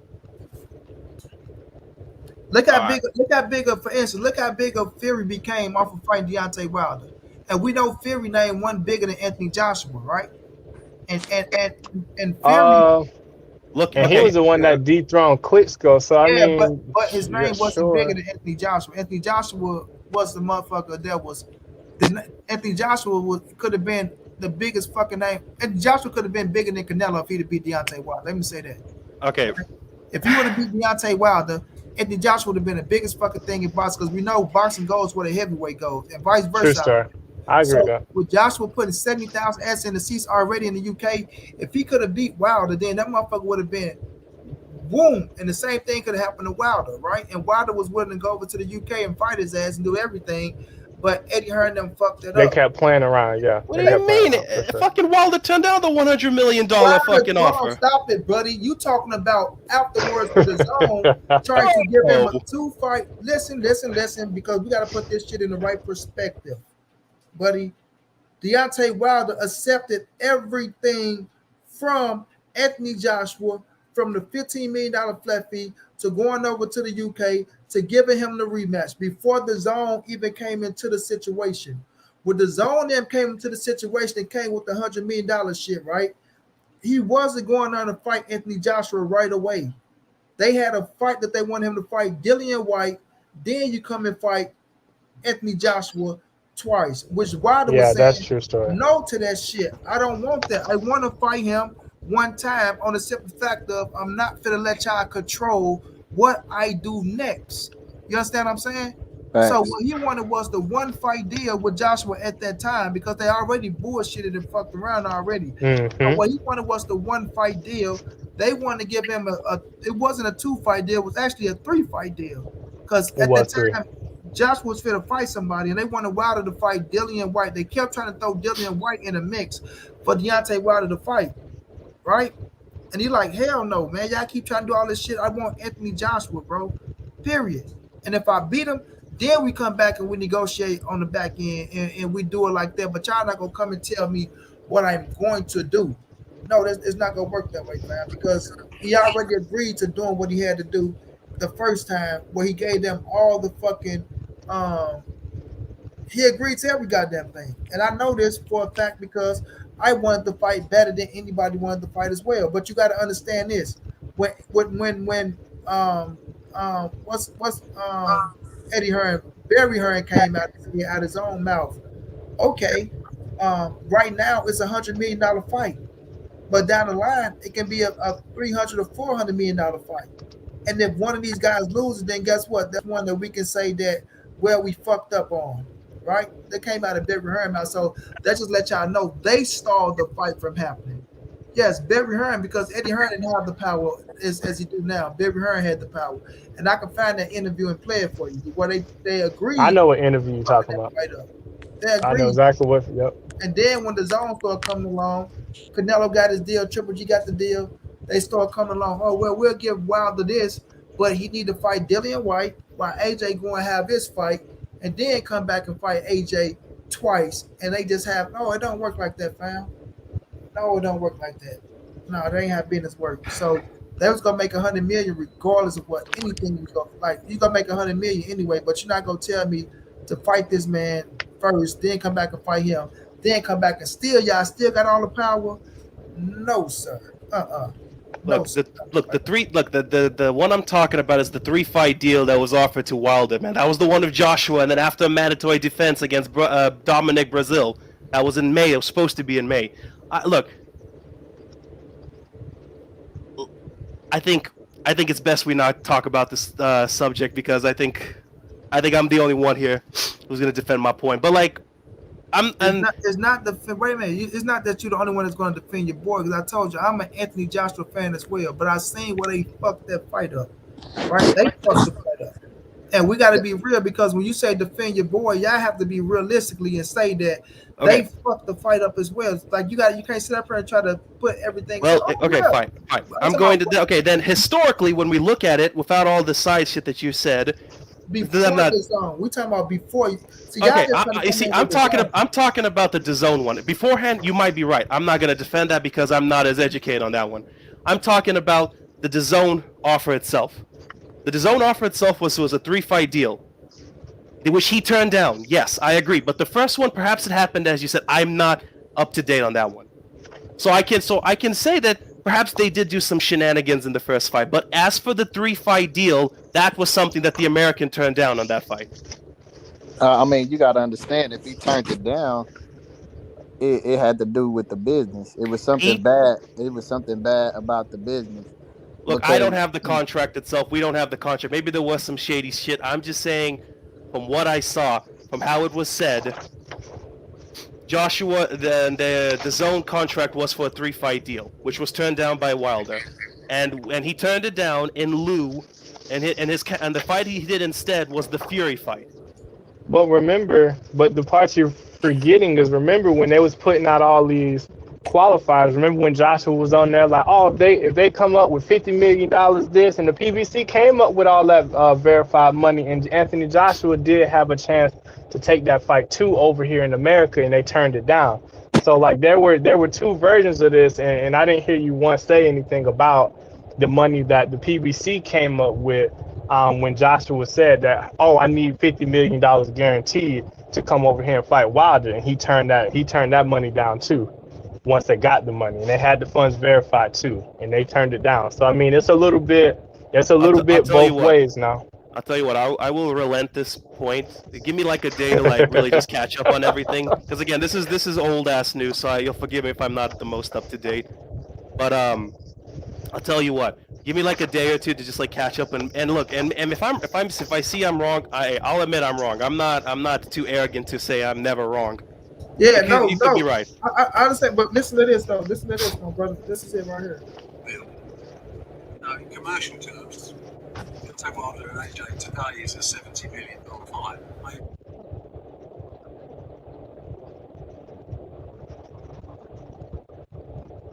If someone's background man is fucking wildin'.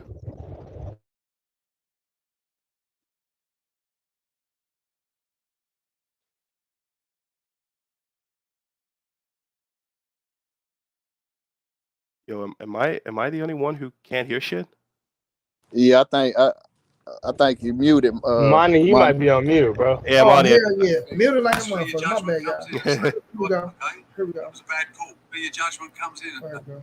Let's leave it 2 years. Listen, Eddie and Anthony Joshua would fight Deontay Wilder on September 22nd. I personally, my advice was let's leave it 2 years. let's leave it 2 years. Because then how the Mayweather Pacquiao fight got billed. In commercial terms, Deontay Wilder and AJ today is a $70 million fight, maybe 80. 2 years' time, it might be 250, 300 million. There's a greater risk of it time. That's where your judgment comes in and say, do I see anyone out there to beat either of them? No. Could it happen? Yes. Was this pre-DAZN or after? The time, if you don't mind. Making calls. It's not about sitting still, not taking a chance. This pre-DAZN. This Okay. pre-DAZN, right? Okay, then I acknowledge what you're saying. I know What you're saying. I know the DAZN deal that you're talking about. It was it was a 3-fight deal for $100 million, but Yep. Deontay didn't want it because it didn't really favor him. You feel No, me? okay. I get what you mean. I get from what point of view you're coming from. I actually do, and I acknowledge it, and it's a valid point of view. Perhaps I'm just looking at this a little differently from you. And Yeah. I mean, there are ways. Look, at the end of the day, this is the same fuck up that always happens. This isn't the fuck up of the fire. This is the fuck up of the promoter. Because say what you will, I hate this process of just marination. You're gonna marinate these fights. The problem is, shit happens when you wait. That's a fact. And that's Look at what happened in Wilder. And I can say this for both Wilder and Joshua. Joshua lost to fucking Ruiz that same year, and Wilder lost to Fury. Both of them, yeah. And that's what happened, bro. But All right, so I'll acknowledge your point of view, and I'll admit I'm wrong. let's switch the page on Wilder and them though, because that shit is It's ancient history at this point. Yeah, it's like one of them fights that should have happened that we feel like that. But let's get back to Hey, just as an FYI, I'd still pay for it if it was to come up next. I say still right now I'll watch Wilder and Joshua because I still need to know who gonna win that fight. I still need that fight. Even though they don't fucking have, they don't even need no titles. Still a good ass fight. Hands down. Did I say that last night, Chess? When he's on the Yeah, phone? you did. Yep, you did for sure. I say, man, that's still a fight that can take place, right? And it can be that. But what you about to say, John, my boy?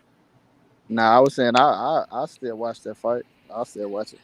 Yeah, bro. Yeah. But we was talking about Teofimo, John. What's your thoughts on Teofimo performance last night? I gave him like I gave him like a B minus. You know, Okay. he was solid in the fight. You know, he did what he was supposed to do to Campo. Campo, yeah.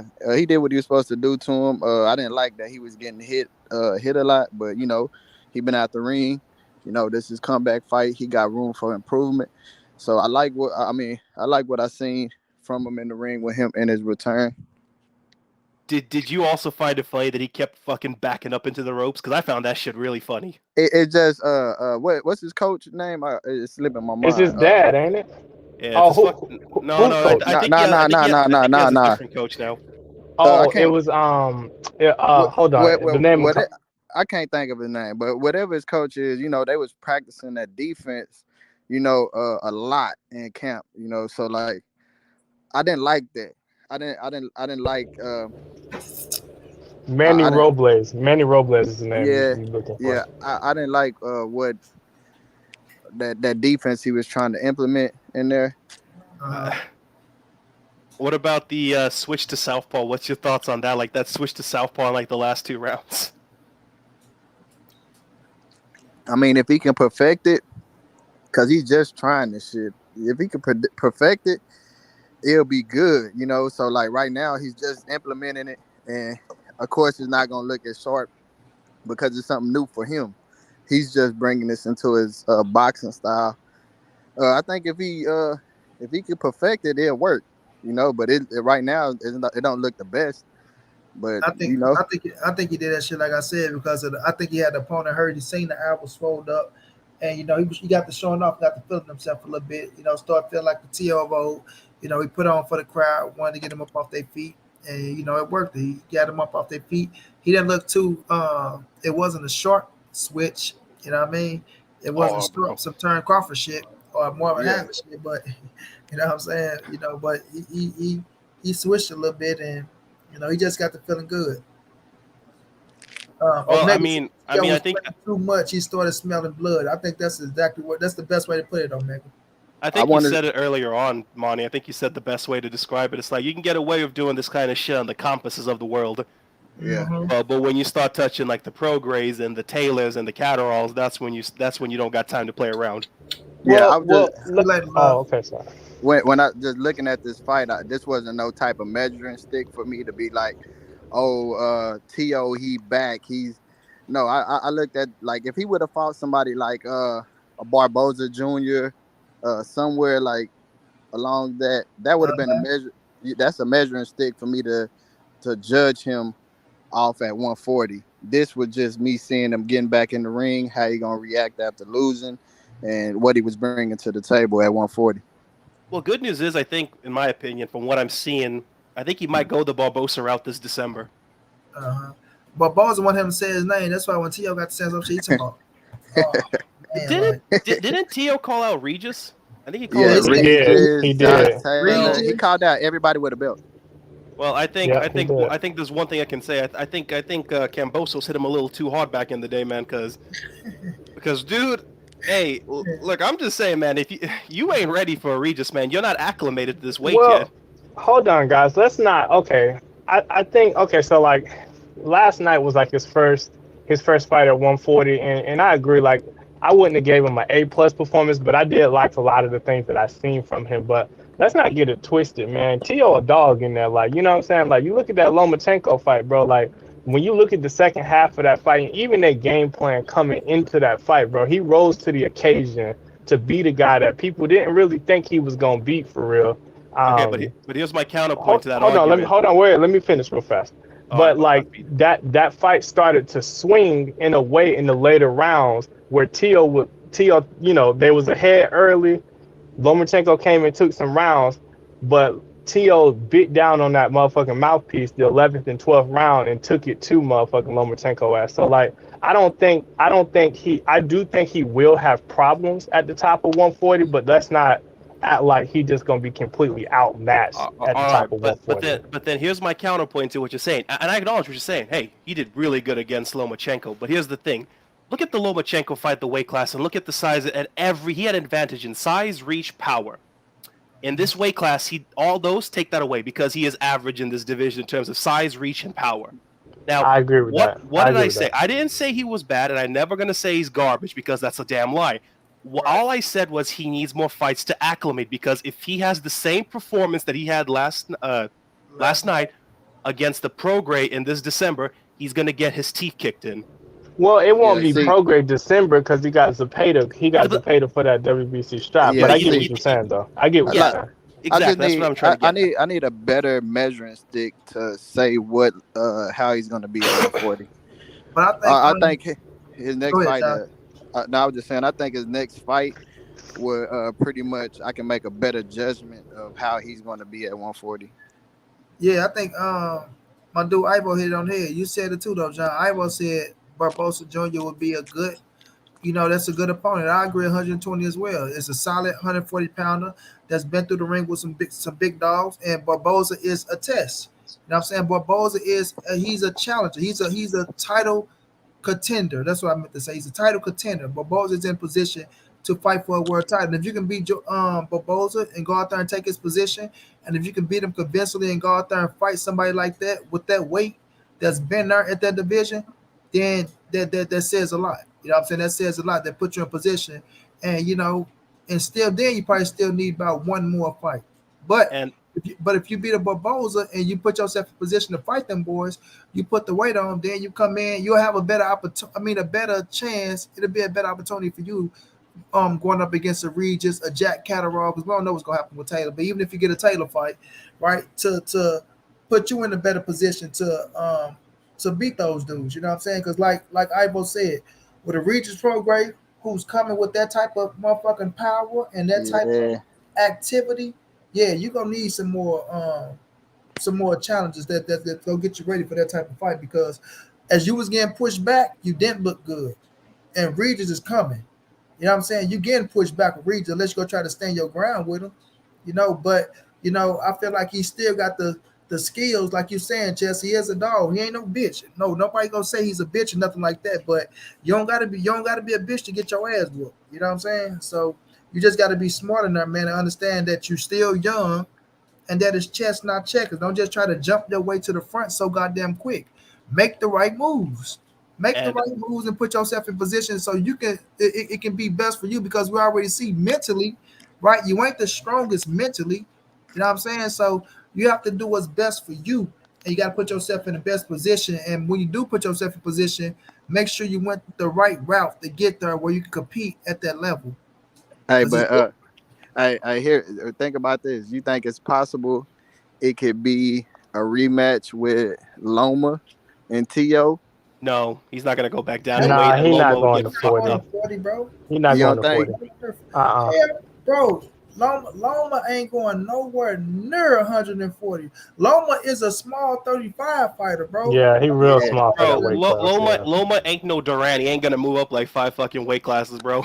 Yeah. Like if Loma go to 40, bro, it'd be a situational fight. And it won't be T.O. It'd be a situational fight to where it's like it got to be somebody where he know, okay, he big, but I'm way more skillful than this motherfucker. You know what I'm saying? Like, and I'm gonna go up and I'm gonna beat him like Roy Jones did with John Ruiz. You ain't see Roy Jones going up fucking with them real big ass heavyweight.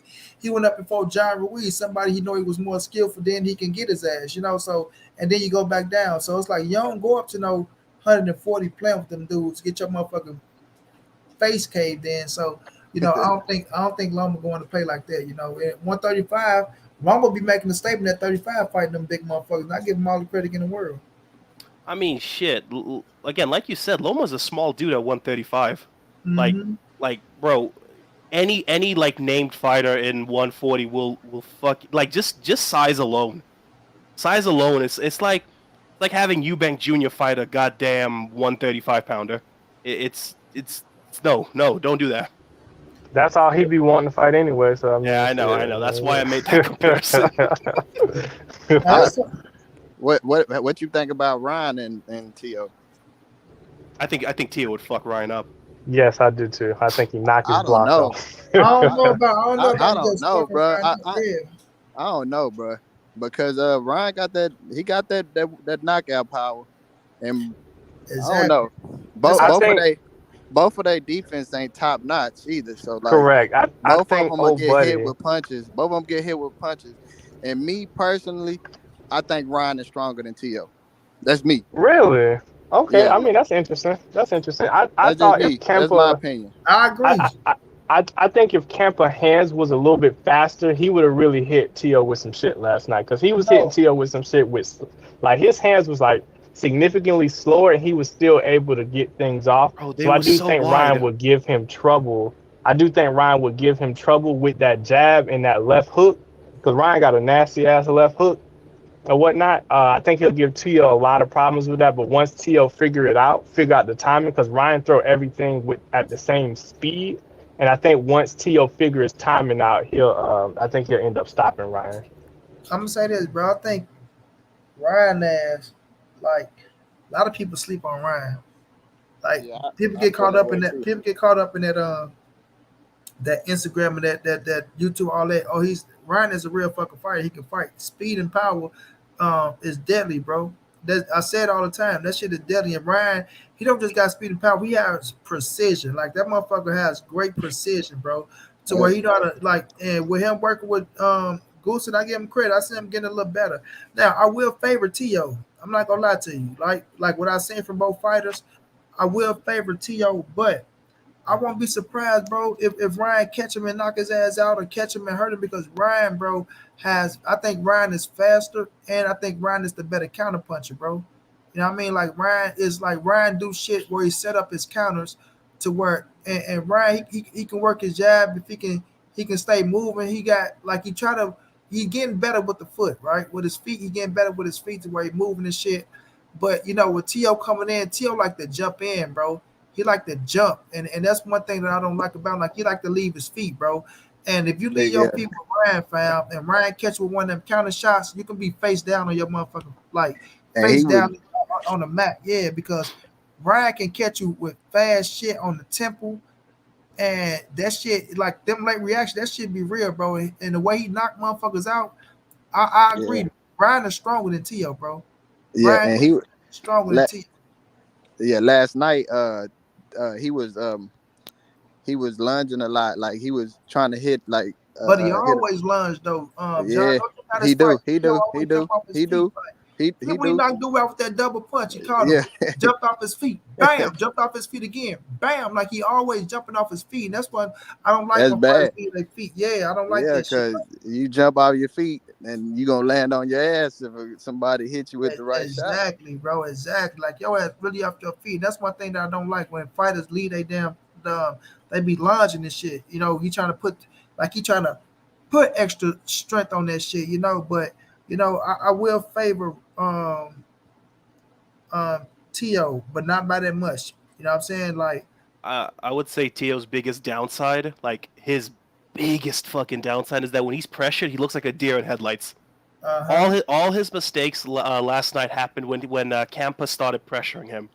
If you notice that, like every time Campa started being the aggressor just a little bit, Tio started to look a little like, I don't know if this is like a carryover from the Cambosos fight, but like you said, if he goes further up in his career and he goes against someone who's a pressure fighter or someone like even a Taylor, man, even if he goes up against a Taylor who starts pressuring him like mid, he's gonna start showing more flaws. That's my only concern for Tio.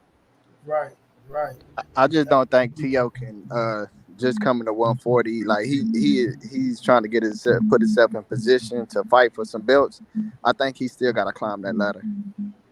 Oh yeah, for sure. I don't think he jumping under them 140s that's been there and getting title shot contentions just off a tune-up fight.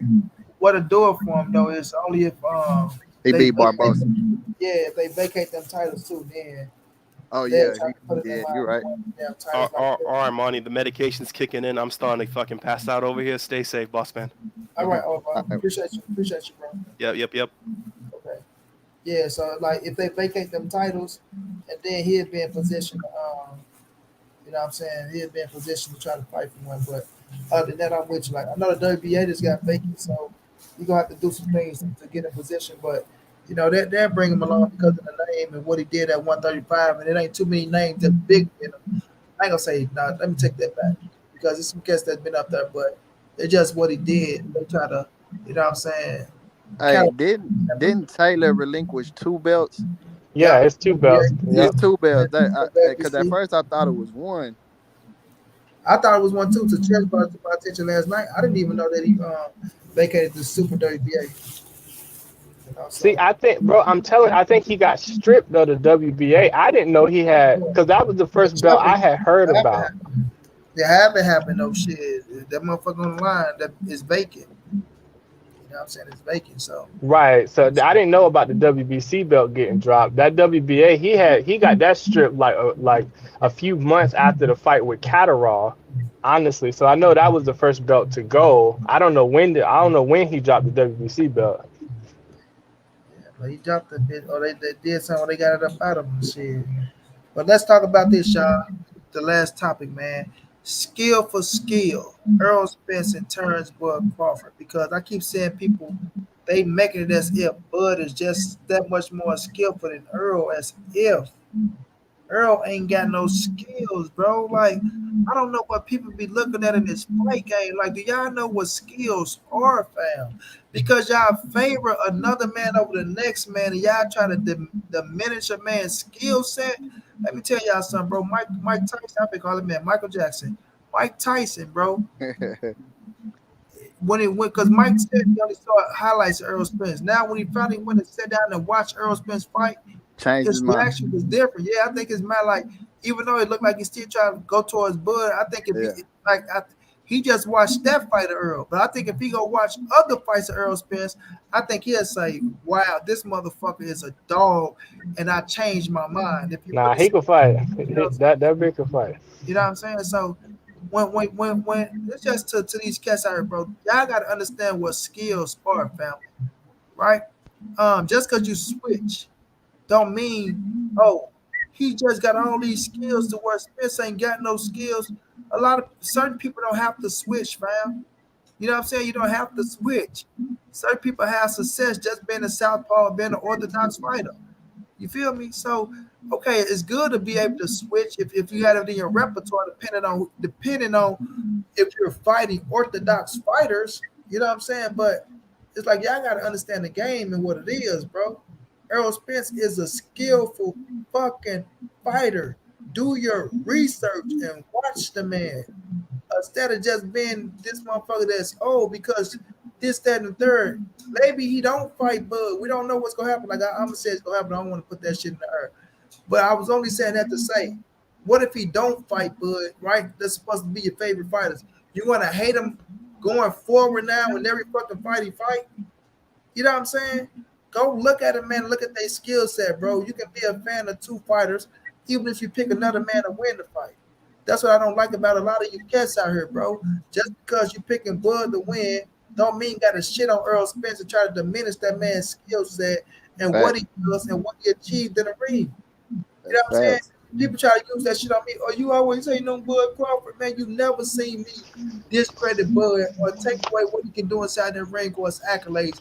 If I'm breaking it down, if we having a conversation and people try to use some things to try to discredit Earl Spence, then yes, I'm going to say some things that's going to sound like I'm discrediting Bud, but it's not discredited.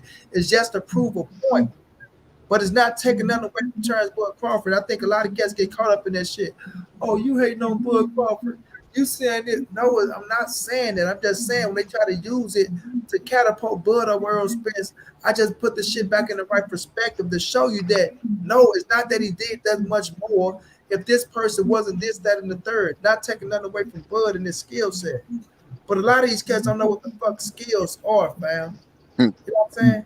They get caught up in that saying Errol Spence is just a come forward fighter. He just fight one way. He just do this. Like, bro, y'all not even really paying attention to the man. Or Yeah, how man. how he doing this and how he doing that, or make a motherfucker do this, or make a motherfucker do that. People don't just want to stand in front of Errol Spence. He make your ass stand there because he putting the pressure on your ass. Now he forcing your ass to fight because it's a skill to know how to cut the motherfucking ring off and force your opponent to fight. In case y'all didn't know that. Yep. Otherwise, you just following and your ass getting used in the ring. You know what I'm saying? So a lot of these dudes just be talking out here, bro. They don't really be paying attention to the game, bro.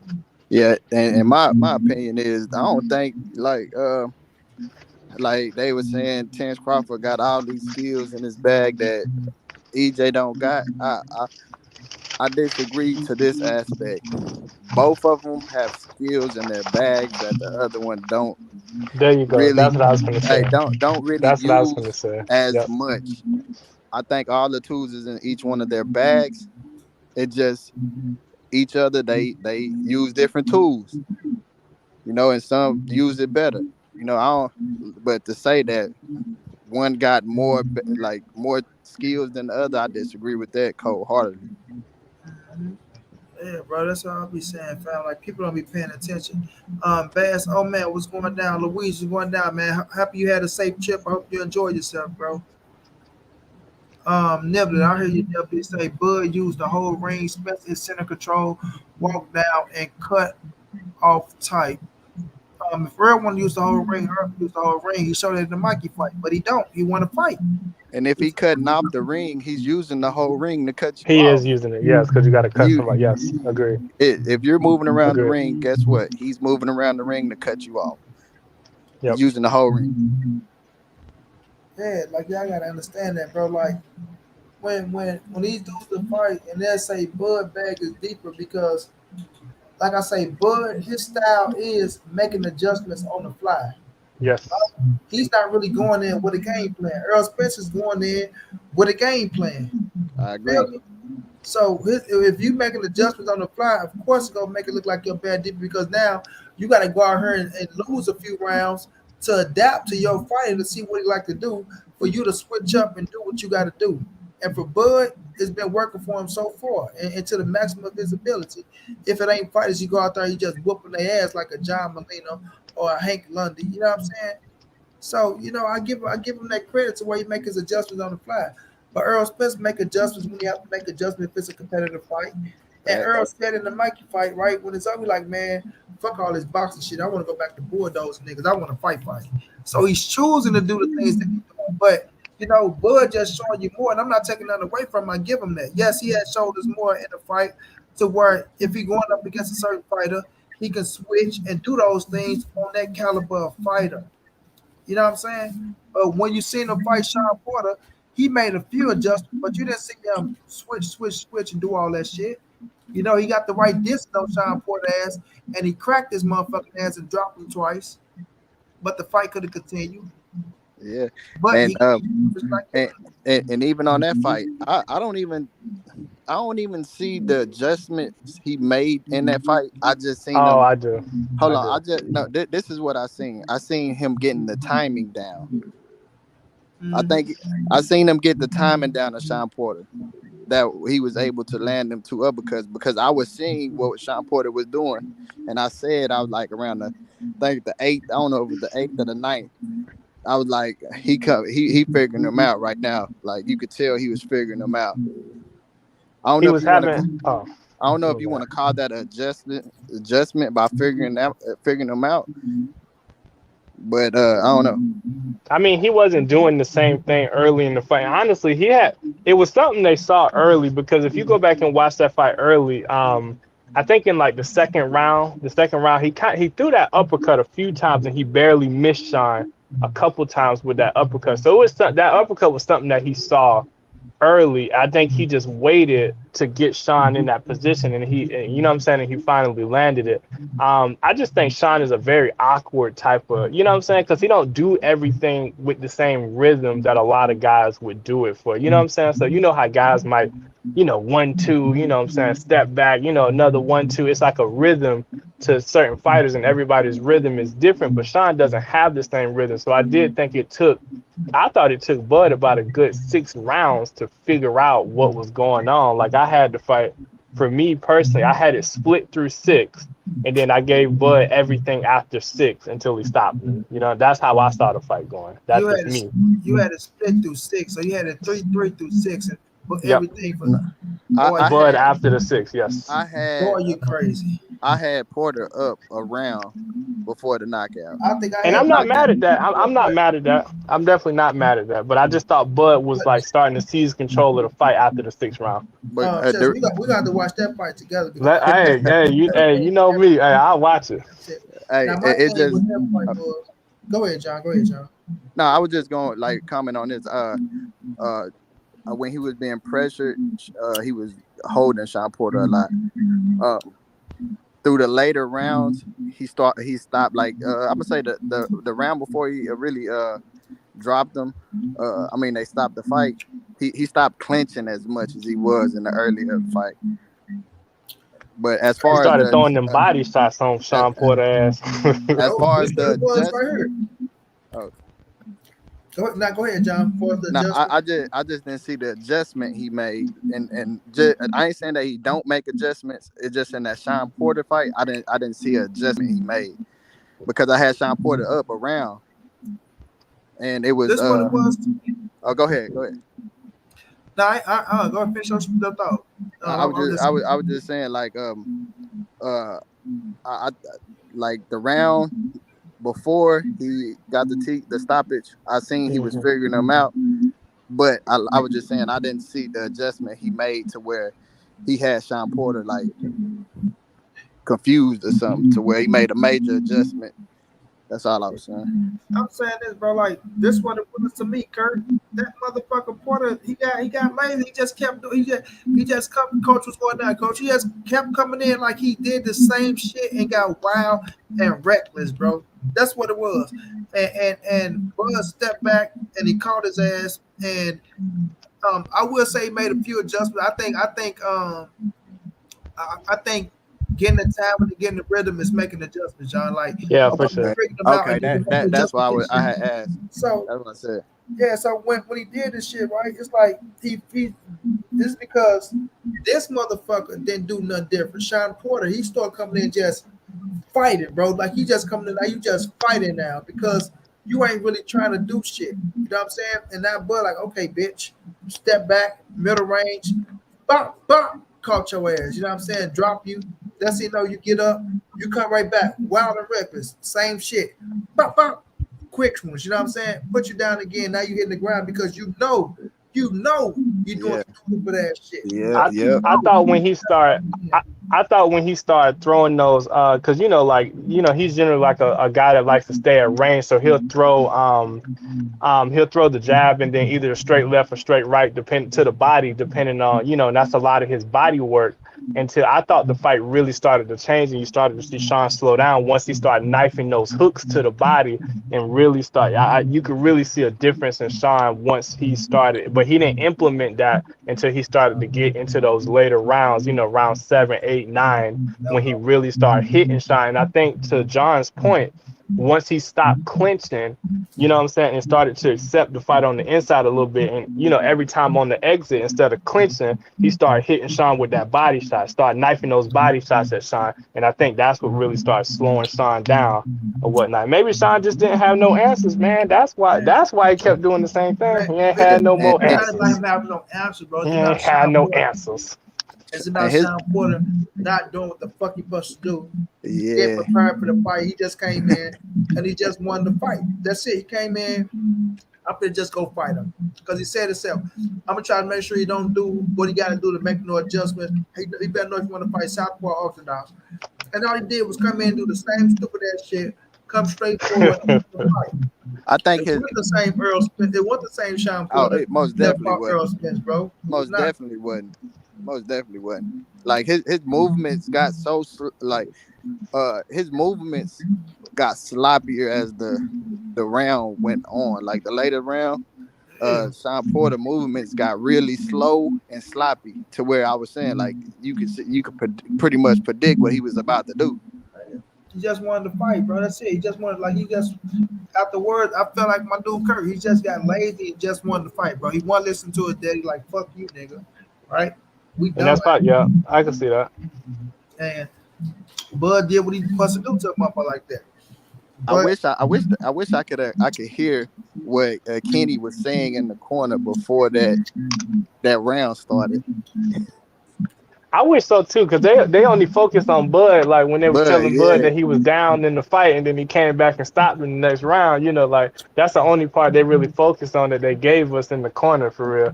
They gave us what out of his corner. They ain't give us nothing out of Sean's corner for real. Yeah. Nah, man, but bro, stop what, bro, boy? For we need to stop what? it just as far as them, like I say, both of them got different aspects in that game that's Yes, better they than do. the other. Yeah. The link is right there, Period. bro, boy. Come tell us what we need to stop. Period. Like To me, I think. Go ahead. I was gonna say, I think to me, when I look at both of these guys, I think they go about their business two different ways, right? I think Errol Spence is a guy that's gonna impose his will on you, like however he wants you to fight. Like the Sean Porter fight withstanding, I think Errol Spence has shown consistently that he's gonna make guys do what he wants them to do. Like he's gonna impose his will on the guy, and either you can keep up or you can't.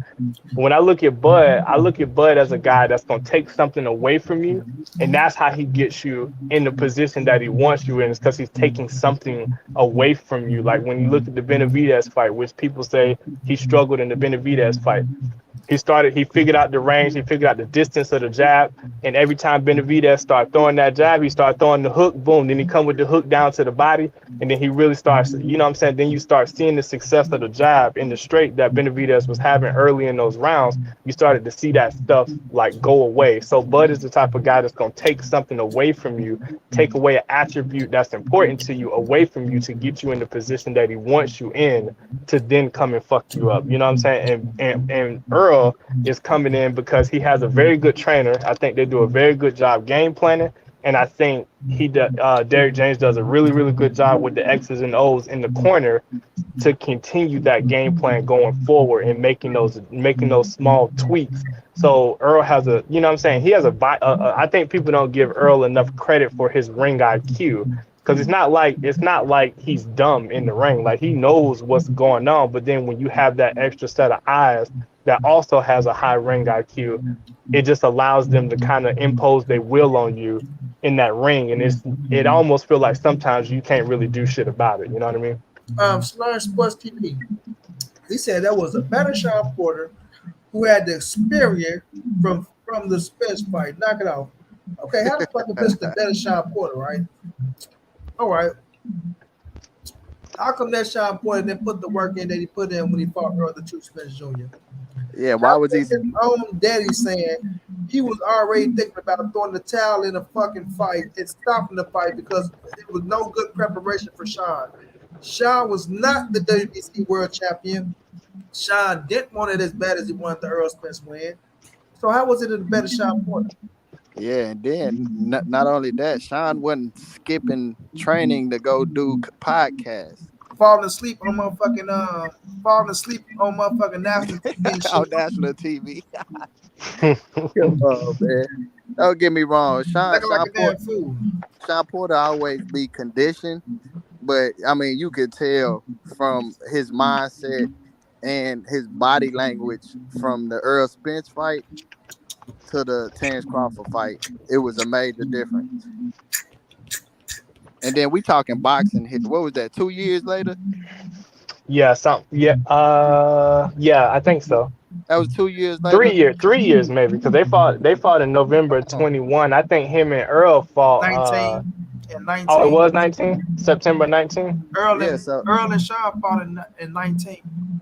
Okay, so yeah, about 2 years. Yeah, 2 years later, yeah. You ain't got the answer, Sway. You ain't got the answer. And then y'all gotta understand. Y'all gotta understand, man.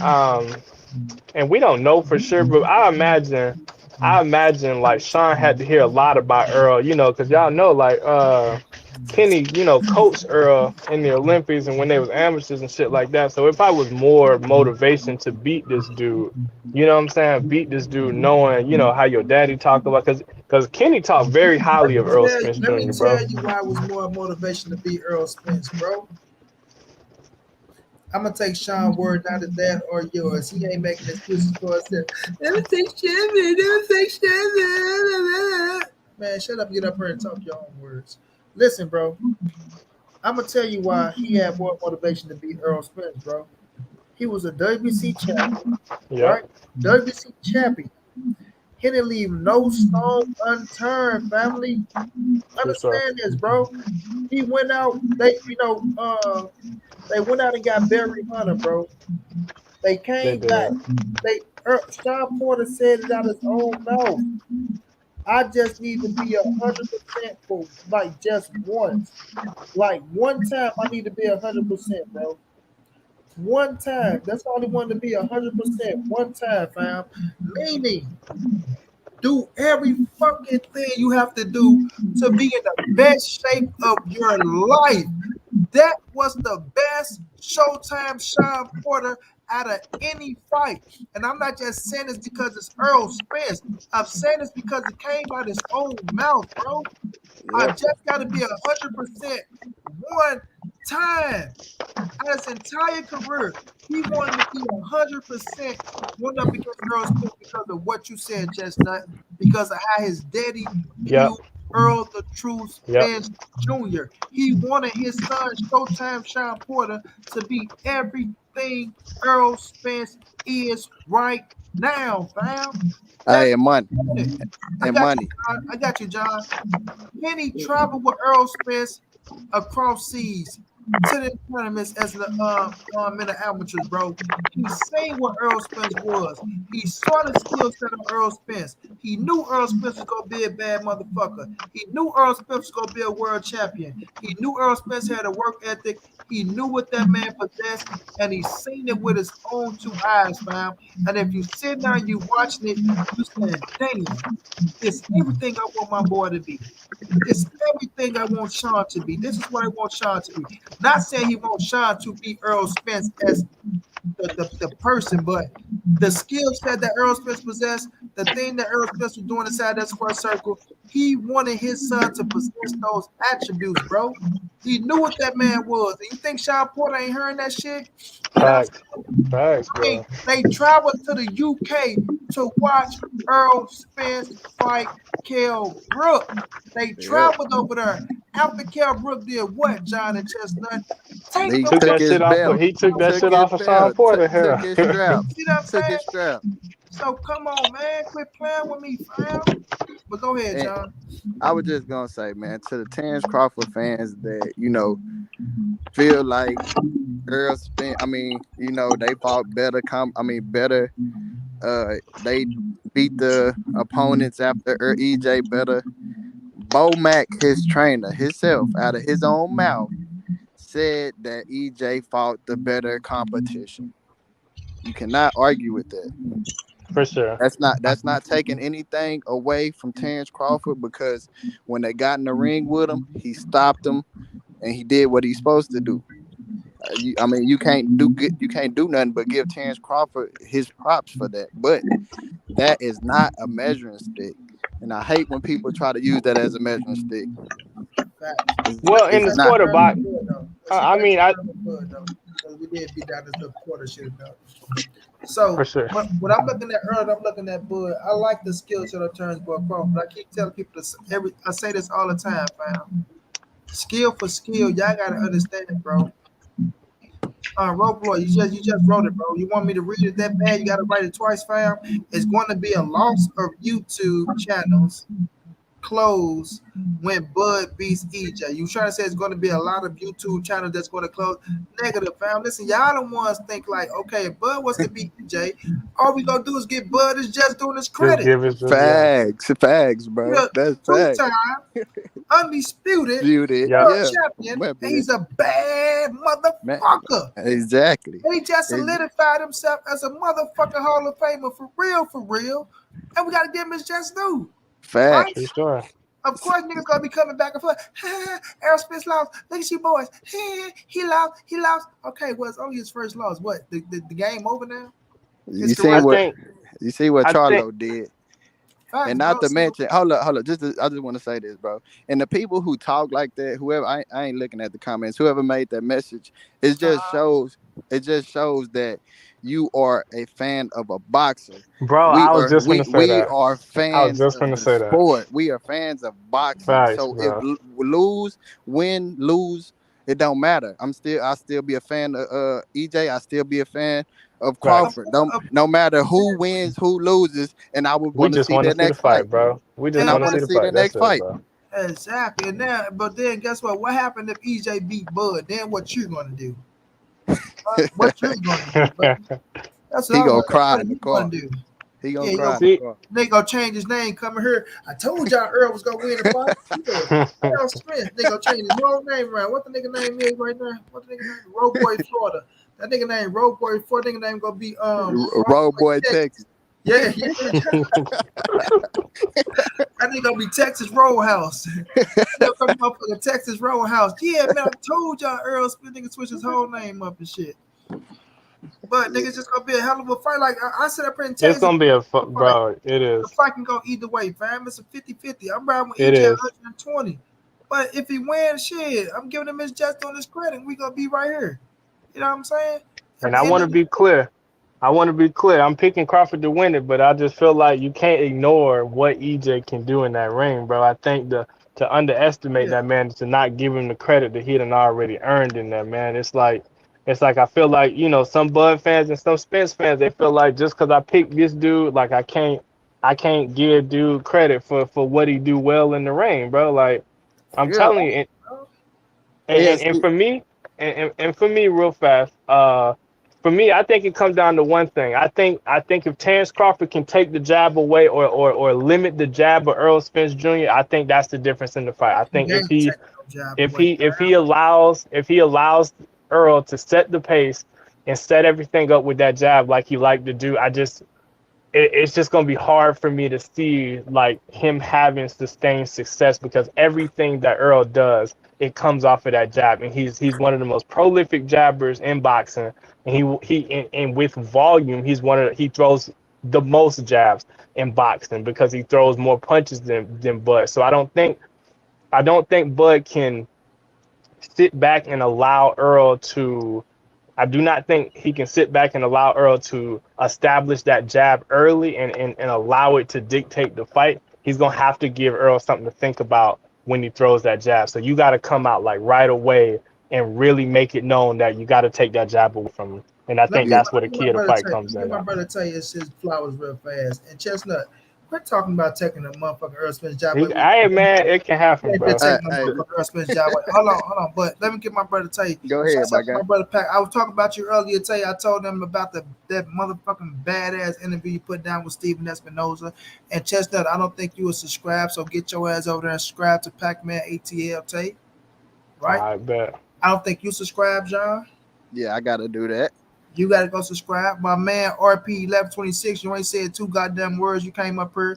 You've been sitting your ass in that corner for I don't know how long, but you take your ass over there and subscribe.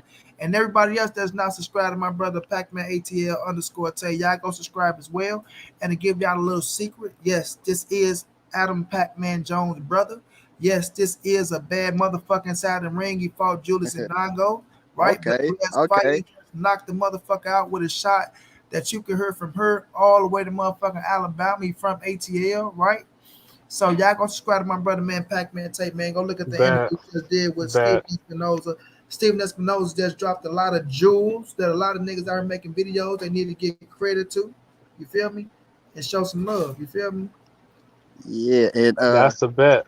bro. I can't. Like I say, man. I respect your opinion as far as that is how you. I mean, that is a game He plan was. on. That is a game plan on how Crawford can beat You Spence. have to, yeah, you have to, bro. You got to deal with that jab, Don't bro. Yeah, but I just don't see it happening. But Of it course is not. if he gonna win, that's how he got to do it, man. That's how That's he one got of to his do it. avenues for sure, bro. That I mean, I got a couple of ways that I think he can win, but I think that's more likely than I don't want to say more likely, but I think that Now, is one of his avenues. You got to deal with I that jab. to me, the more and this, I don't know. I'm just saying, people who's rooting for Terence Crawford, majority of the fans that I hear that's rooting for Terence Crawford is, uh, they are banking on a counter stoppage by TKO or knockout. let me tell people this, bro. Why you're not going to take Errol Spence's jab away from him, family. First of all, right, Bud Crawford, and I say this all the time, is at his best when he switches southpaw. To me, Terence Crawford is a southpaw, family. You hear me? I I look at agree. I agree with that. southpaw, right? I agree Derrick with that. James is going to train Errol Spence for a southpaw. And I Yes. know this for a fact. And I know one thing that Terence Crawford is going to fight southpaw because just like I hit the boy with when you're an orthodox fighter, the southpaw got the edge. If you on that level as a southpaw, you have the edge, right? Of an orthodox fighter. It's just because of the angles, right?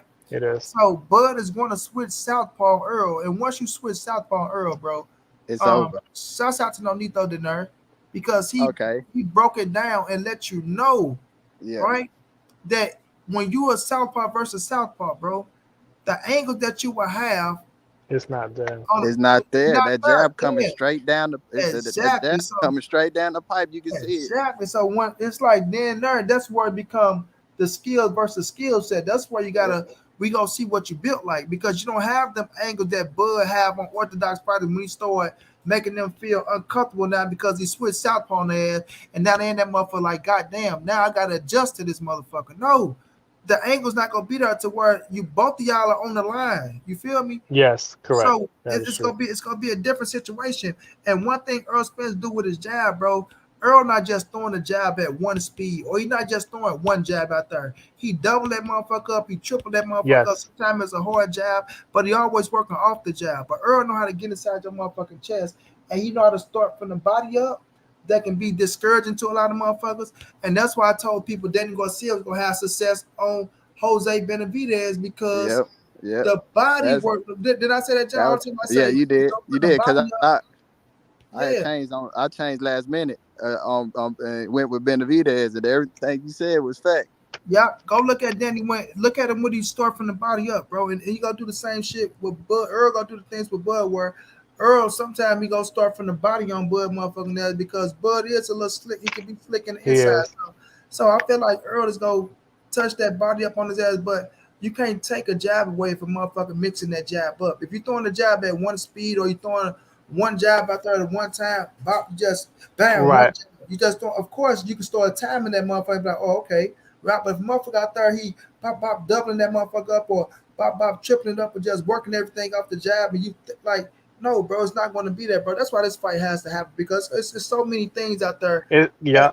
that we looking at, bro. That Yep. it can play a factor in the game, but all these things that we think gonna play a factor, I feel like ain't gonna even be nothing until fight. Because I feel like these motherfuckers is fit to fight, bro. Like they They fit Yeah. gonna to fight. fight. These are two black dudes you putting in the ring, bro. At the top of the motherfucking game, right? Top three pound for pound should be top three pound for pound. Everybody listen. If you got Bud number one, you gotta have Earl 2 or 3. If you got Earl number one, you gotta have Bud 2 or 3. Or if you got the motherfuckers 2 or 3, you know what I'm saying? However you got it, you know what I'm saying? But they're going in there, bro. And this is one of them fights to where fuck it. Now it's gonna be a smart, skillful fight. Not like this is gonna fit to go out there more of a Hagler, Tommy Hitman Hearns, but they fit a fight, bro. They finna fight. And is that one cat that be talking shit on her? I don't know what his name is, but I know he be asking everybody to play fight night. I want that sucker in fight night because I want to beat his ass. I want to Yeah. beat his ass, fam, and show that Hey, boy that he ain't shit in a debate and he ain't shit on fight night. And And I I said, I I agree with you as far as I don't think I think it's gonna be moments in the ring where it's gonna be some slugging It because is. because EJ want that. EJ he like that inside. He a slug with you. And Terence Crawford, he's that he want my I want my leg back. facts. I want my leg back. So if he get caught with some, he want his leg back. So I think it's gonna be some But exchanges in the yeah, let's not get it. My bad to cut you off, but like Earl gonna get caught with some shots too. You know what I'm saying? On oh his yeah. way in Oh between yeah. combinations, and that's what I was gonna say, Money. When you talk about Like I said, Tay, switching if up you the in the building, speeds, Tay, drop your link, Tay, if you're in the building, bro. uh, Yeah. I'm go gonna ahead, go John. after you. No, what you were saying, Go ahead, like Chess. You you said a switch hundred up. you 100% correct that both of them are going to get caught. EJ is going to get caught. The thing is, uh, EJ is more like I'm gonna say a robot a little bit to the senses. It don't matter what he get caught with, his game plan is still the same. It's not gonna change his mood and make him want to, get his punches back. But we didn't see Terence Crawford get hit with some punches and like, all right, I'm finna get my leg back, like in the ring. What right, but we haven't seen that changes. To your point, we haven't seen that changes game plan. I think I've only seen one fight where and like Money said earlier, like sometimes I don't even know if they come in there with a game plan. If I'm being completely honest, it don't seem like it. But the only fight that I really thought he got outside of himself was the Mean Machine fight. He got dropped in the third, and I'm a Crawford guy, and I'll admit he got dropped in that fight, but the referee didn't call it. Yeah, And I yeah, think after that point, you kind of saw Terrence get kind of out of his element. He was kind of rushing combination. He was really trying to hurt. He was really, really trying to like, you know what I'm yeah. saying? It was almost like it was embarrassing for him, you know what I'm saying, to get dropped by this dude. You know what I'm saying? It, So you I'm really saw him come out his element a little bit. this is how I knew like he was uncomfortable. Like Mean Machine made him uncomfortable because Mean Machine was hitting him with some jabs and some sweeping hooks. And Hmm. Terence Crawford, I mean, they was landing flush, and Terence Crawford was kind of like making faces, sticking out his tongue, but he was getting touched. You know what I'm saying? That's signs of like frustration, just in the ring. He just I trying to don't. play it off. He trying to play I it don't off. I don't know if it cause it's some dudes, bro, like it's some dudes that just like the like once Terrence get in fight mode, bro, I don't know if it was frustrated. Like he sometimes he will settle and he just like to fight. He just like EJ, bro. EJ like to sometimes EJ just like to sit there and I'm coming to get you, bro. Like that's what it is. Like, you know what I'm saying? Like remember when Ugas hit him? I don't remember what his reaction was after Ugas hit him twice after he dropped the mouthpiece or whatever. Earl was like, all right, cool, cuz. All right, cool. Like, you know what I'm saying? That's what it is. Like they like to fight. So I didn't take that as frustration. I just took that as like, okay, like the fight done broke out. And really, I'll be honest with y'all, I think he gonna start that fight as a southpaw. I don't think he ever gonna come out orthodox. I think he gonna start it kind of like he did. I want to say he started the Felix Diaz fight, who is a southpaw. He started that fight as a southpaw and beat the shit out of Felix Diaz. You know what I'm saying? So like obviously Felix Diaz ain't no Errol Spence Jr. clearly, but I don't think he's gonna start that fight orthodox. I think he's gonna start southpaw and go He from gonna there. have to. And my man I Tay just dropped the link, everybody. So y'all click on that link, man, and go show my brother some love, man. Like he putting in real work. And y'all, like I told y'all, every Tuesday, from September the 8th, I'm doing my football channel. And I got a special okay. guest coming, man. I got a special guest coming, man. I got a special guest. And I'm gonna tell y'all now, I ain't gonna hold this shit in. Might be a future Hall of Famer. My brother Carlos Dansby is gonna show your boy Money be some Okay. love. Oh, that's what's up. On the channel. You know what I'm saying? So we gonna try to get this Carlos on as many shows that we can get him on. That's my dog. That's my brother, man. He always showing me love. He a big boxing fan. So every time I'm streaming fights, he always in the fights. He always donate to me, dog. And man, Los been clicking now for probably about three or 4 years now, man. About three or That's four what's up. years, man. So that's been my dog, man. He been always showing me love, and he said, "Let's do it." So we're gonna have Carlos Dansby coming through, man. I think it's gonna be fire, bro. You know, and I'm doing What? after every Tuesday after Monday night, so we can start from that Sunday and Okay. and that Tuesday. I think Keon, I think we might do on Thursday on Keon show. Keon wanna, mix it in on this channel as well. So Yeah, every Tuesday, fam. Every Tuesday it's gonna be football talk on Monty Brown TV. You know what I'm saying? It's Monday night or Tuesday night? Tuesday night after Monday Okay. night game. After the Okay. Monday night Okay. game. Yeah. Okay. Okay. Yeah, that's good. That's good. Yeah, you know Carlos went to Oregon, bro. Mm-hmm. Yeah, so that's my dog. Played for the and you know he played in my division. He was the Cardinals. I He was was the gonna say he Yeah, used to Carol. I terrorize mean, y'all yeah, he ass. was there. yeah, bro. Goddamn. So yeah, played in the Super Bowl. So yeah, man, we got some big things coming, y'all. We just gotta keep working and stay focused. You know, I'm going through a rough stretch right now through my life with the shit that I'm going through. You know, I'm laughing and shit, but man, you know, when you losing family members and shit, man, to the grave in the jail yard, like that shit fuck with That you. shit ain't fun, bro. Yeah, that Yes, shit sir. fuck with you. Road boy, you do not want that rematch in boxing. You saw what happened to you, sir. You didn't have $20. I told you, road boy, this is pay-per-view shit when you fight me. So that means you have to come with $20. Either you're gonna win 20 or you're gonna lose 20. But if you don't have $20 to put on that table, brah, bing, it's over. You know what I'm saying? But you seen what happened, road boy. You got to taste it at that power. You seen what happened. Omega said, I can get Aaron Rodgers on your show and money, but you have to admit, Green Bay, man, you ain't getting no goddamn Aaron Rodgers on my show, dude. Oh, that guy is crazy, bro. Ah, that's That funny. guy's crazy. Aaron Rodgers taking that motherfucker. I forgot the little shit he taking. He says helping them play better. It's something that make his ass hallucinate, and it's damn, I forgot. Psychedelics or something it's called. It's I a think it's psychedelic called. though, but it's called Osawak. Some type of word ass name that start with an A, bro. And but it's Man, he coming this not year. a bad substance though. But man, Aaron He Rodgers is a coming. bad motherfucker, bro. He is. He Aaron coming. Rodgers is That's a as bad bad than motherfucker, bro. he Like, is. man, I that's think a bad motherfucker. I think he right now. This is my opinion. I think he the best in the league right now. Over Tom Oh, Brady. You Over think Tom he? Brady. Oh, the quarterback? Hell Yeah. yeah, I put Aaron Yeah. Rodgers over Tom Brady, bro. I Yeah. got Aaron. Damn. I got Aaron over him too, but I don't got him as the best in the league. Is what I I would got him say. as the best in the league right now. Yeah, From like that's from IQ, from the number one IQ, quarterback in every the league. I yeah. gotta say Aaron Rodgers, bro. He won MVP last year. Yeah. Shit, I and like agree. this motherfucker, bro, like the way he get the ball out of his hand, bro, like still how he able to throw that ball like he's so fucking fast and the other And like he accurate, bro. he That's beat him today, bro. Like I mean not today, this year, bro. We have to be earned. It's like I'm so happy we beat the 49ers in the fucking playoffs. That was the icing on the cake because I wanted to beat the Niners, right? I Yeah. want to beat Aaron Rodgers. So it's like the motherfuckers on my hit list, bro. Aaron Hey, Rodgers is number one, fam. He made Aaron Donald cry. hey, bro. I ain't gonna lie. I was like I thought Dallas was gonna beat the 49ers, and I was just I, like, negative Ghost damn, Rider. we gonna have to play goddamn Aaron Rodgers. I hate it, bro. I hate playing Let me A tell Rod. you, bro. And I feel what you're saying, bro. Right, bam. So I was this how I thought. The playoff it played out exactly how I said it would play out in my head.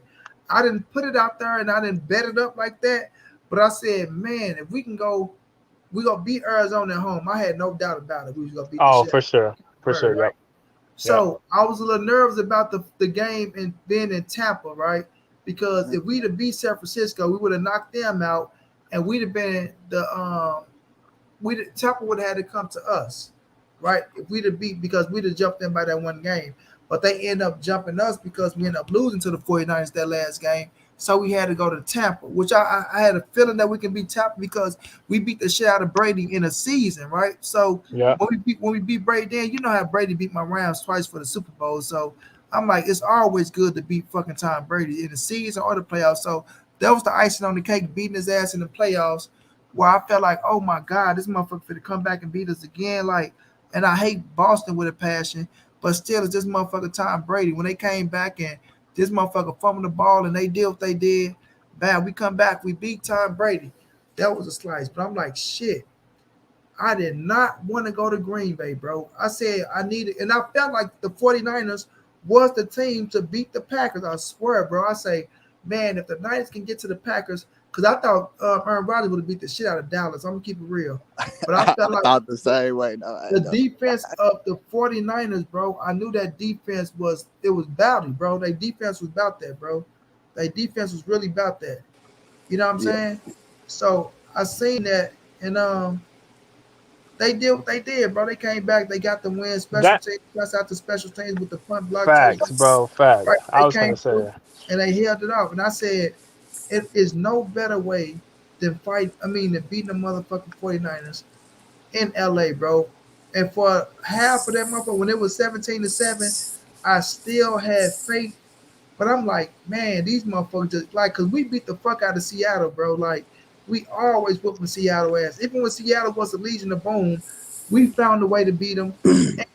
And it's like, we always had their numbers, bro. Right? Don't get me wrong, right. they was getting our ass up there in Seattle with the 12th man and shit. But we was always playing their ass tough, but we always had they number. And I felt like that with San Francisco in the round. Like, man, these motherfuckers just got our numbers, bro. But something in me just felt like, bro, we can still come back and win this game if we just get a touchdown. We came back and we got them motherfuckers, bro. And the winner of the Niners and the Rams, I felt like it was gonna be the fucking Super Bowl champions. But I just felt like how it played out, I knew the Niners was the team to beat the Green Bay, bro. Because I still, even though we brought in fucking what's that? But Even though we brought who in, beat them though? who Who beat beat who? who? Green Bay, the best of The all Niners. time, right? The Niners. The Yeah, Niners got their ass, bro. yeah. It was a low And scoring game. and that's without scoring And an it was offensive cold as fuck. touchdown, bro. It That's was the cold crazy as fuck part. out there, Yeah, bro. but It was so fucking cold out there. And it was I, raining. I mean, Aaron Rodgers is a good regular season quarterback, man. But in the playoffs, he's a choke artist. Yeah, I yeah. can't. I don't know, See, bro. I can't say you're I Why choking. can't not? say I that mean, either, bro. I how? can't I say mean, It that. shows. It I I mean, can't shows. say that. history. Listen to me, bro. History shows it, bro. Like, I'm not. Listen, I know what y'all saying, but I ain't gonna call him a choke artist. But he don't get the job done. Listen, bro. He got a Super Bowl, but Yes. ever since, like, he is the best regular season. But when it comes to that playoffs, bro, he is not getting the job Facts. done. Hey, But He is can not. last year might I? have But been. hold on. Can I ask y'all a question? Yep. Was Aaron Rodgers' numbers bad in the game against San Francisco? No, Aaron Yes. Rodgers. Yes, they were. Yes, they No, they were. wasn't. No, Yes. they No, wasn't. they Yes. wasn't. He missed No, they like wasn't. 8 throws. Yes. He missed like 8 throws the whole game. But He just didn't have no touchdowns. I If you mean, the gonna say thing that, is, if you gonna say that's bad, I'm gonna say I okay. can say I can say uh hit the level that he was supposed to play on. I think he should have scored touchdowns, but the running game was trash. It was a lot of shit that they offense was special just team, trash. Correct. special But team the actually thing won the is, part, you could say. But you know, it always fall back on the quarterback, regardless. yes, That's It that. I come agree down with Yeah, that. to it. And the yeah. thing is, they get all the praise and when shit going right. He's the Correct. MVP of the league, fam. He's the MVP. And like that's didn't he get MVP? Nah, Lamar Jackson got it. But it's like look how he picking up MVP and shit. It's like when you're doing shit like that and you getting this motherfucker, you just got all this fucking money. It's still on you to score touchdowns, Hey, Well, bro. you right. Hey, and you that right. that was gonna be my point. It's like yes, he only missed. He probably had a high completion. I don't know his number. If somebody could pull his numbers up, I don't know his numbers off the top of my head. But my thing is sometimes it's the throws that you don't attempt that makes it a bad. Because there are throws that you can take, but Aaron Rodgers is not a risk taker, and I believe that Yeah, in the he is a playoffs, risk bro, taker. He is a risk taker. you gotta Hey, take those risks, and You he saying didn't that they throw. tell He me. didn't really I throw. don't know. I just got to give San Francisco defense they credit because it wasn't. They defense was blanketing everything, bro. They defensive coordinator. Who is that over there? Who is that Bro, defensive coordinator? Jeez, is that's a it good question Sherman? actually. I gotta I see It don't was this. know. Shanahan, wasn't it? Shanahan. That's what I'm No, talking. It ain't the Shanahan. I think. defensive coordinator? No. Bro, I don't know. I thought Whoever it that's is, all. hey, whoever it is, bro. Not only with Green Bay against Dallas, bro, their defense was playing lights out. So I mean, you gotta put blame on Aaron Rodgers, I do. but I said you gotta put blame on Aaron Rodgers too because he didn't take risk. I think Correct. at moments like that, you do gotta take But risk and You put it he all gotta, on you the got but line. to, bro. he don't take risks in the playoffs. I can't say that, bro. You have no. I mean, You know how many times he But put the out my thing is, Dallas? the You thing know how is, many times this who nigga is was Dallas? But who is Hey, Dallas? they was in the playoff, right? Yeah, man, They come on, they man. was in the Dallas. playoff. I they don't give a did, damn if it was the bro. They did Lions. play in the Yeah, but weakest Dallas beat division, though, bro. themselves, though, But man. Stop it. Nah, Who is bro. Dallas? I mean, Dallas. No, bro. Aaron You Rodgers, but can. here go my them thing. sideline throws. Come on, Here go against my Tony thing, Romo. bro. Nah, bro. I can't. My Listen, Go ahead. man. Joe my Barry is that defensive coordinator right now. Joe Barry. My Aaron thing Rodgers is, is Aaron Rodgers and Peyton Manning is on the same level. I oh, No, mean, that's they a good that's a good no. comparison. I like that because listen, comparison. I'm No, gonna no, tell I you like why. Ain't no that. Let me comparison. tell you why I put I them like together. that. Okay, hold on. Because I both gotta of hear them, this. I because gotta I'm hear gonna this. tell you, both Go of them ahead. is great regular season quarterbacks. When it comes Yes. to the playoffs, they fold. I don't I want Okay, to mean, say I look, mean, fold look. because I'm gonna put them in the same category as this. Both of them lift their teams up to make it seem like they better than what they is. I'm uh gonna say that I can't because say I that. don't know Nah, about man. that, bro. okay, Nah, man. I okay. don't know So about that, when bro. hold up. When have they both had a great offense? Hold on, I you mean, said I Bro, mean, pay I mean, who Peyton what Manning had a great offense. bro, When? you see how, We Come when? on, bro, man. hold on, bro. I I got just you. Derek Hold say on. Wayne, when. Reggie Wayne. Come John, on, bro. Stop it. all them niggas in the Hall wait of a minute, bro. Fame, Hold on. What bro. y'all say about Peyton Manning and Aaron Rodgers now? Hey, What y'all hey, say? I say he said they they the same. they similar as the same. Okay, Because so they because the reason why I say they're the same money because you look at the situation, both of them great regular season quarterbacks. In the playoffs, they fold.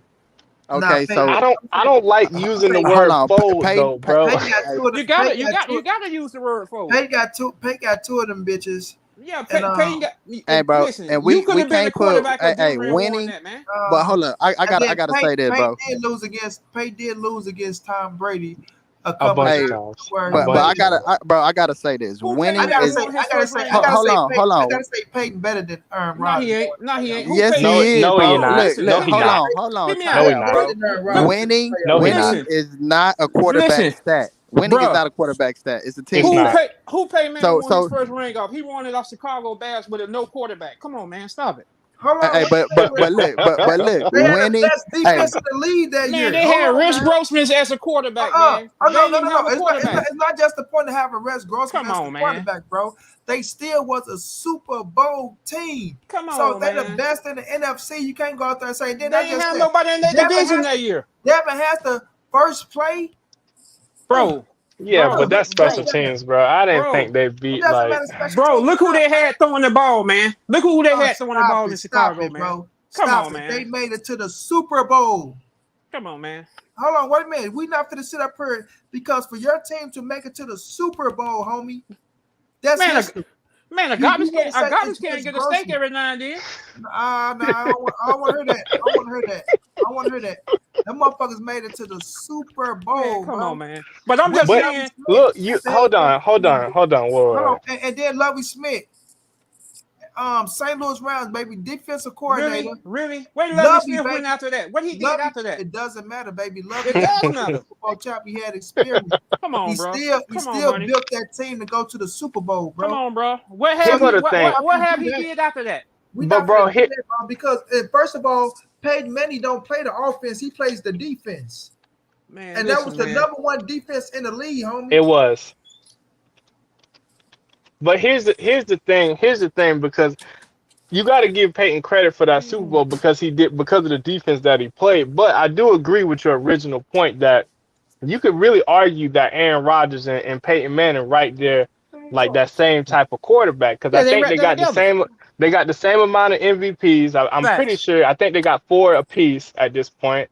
But Rodgers, Peyton Manning beat him out with interceptions. That's it.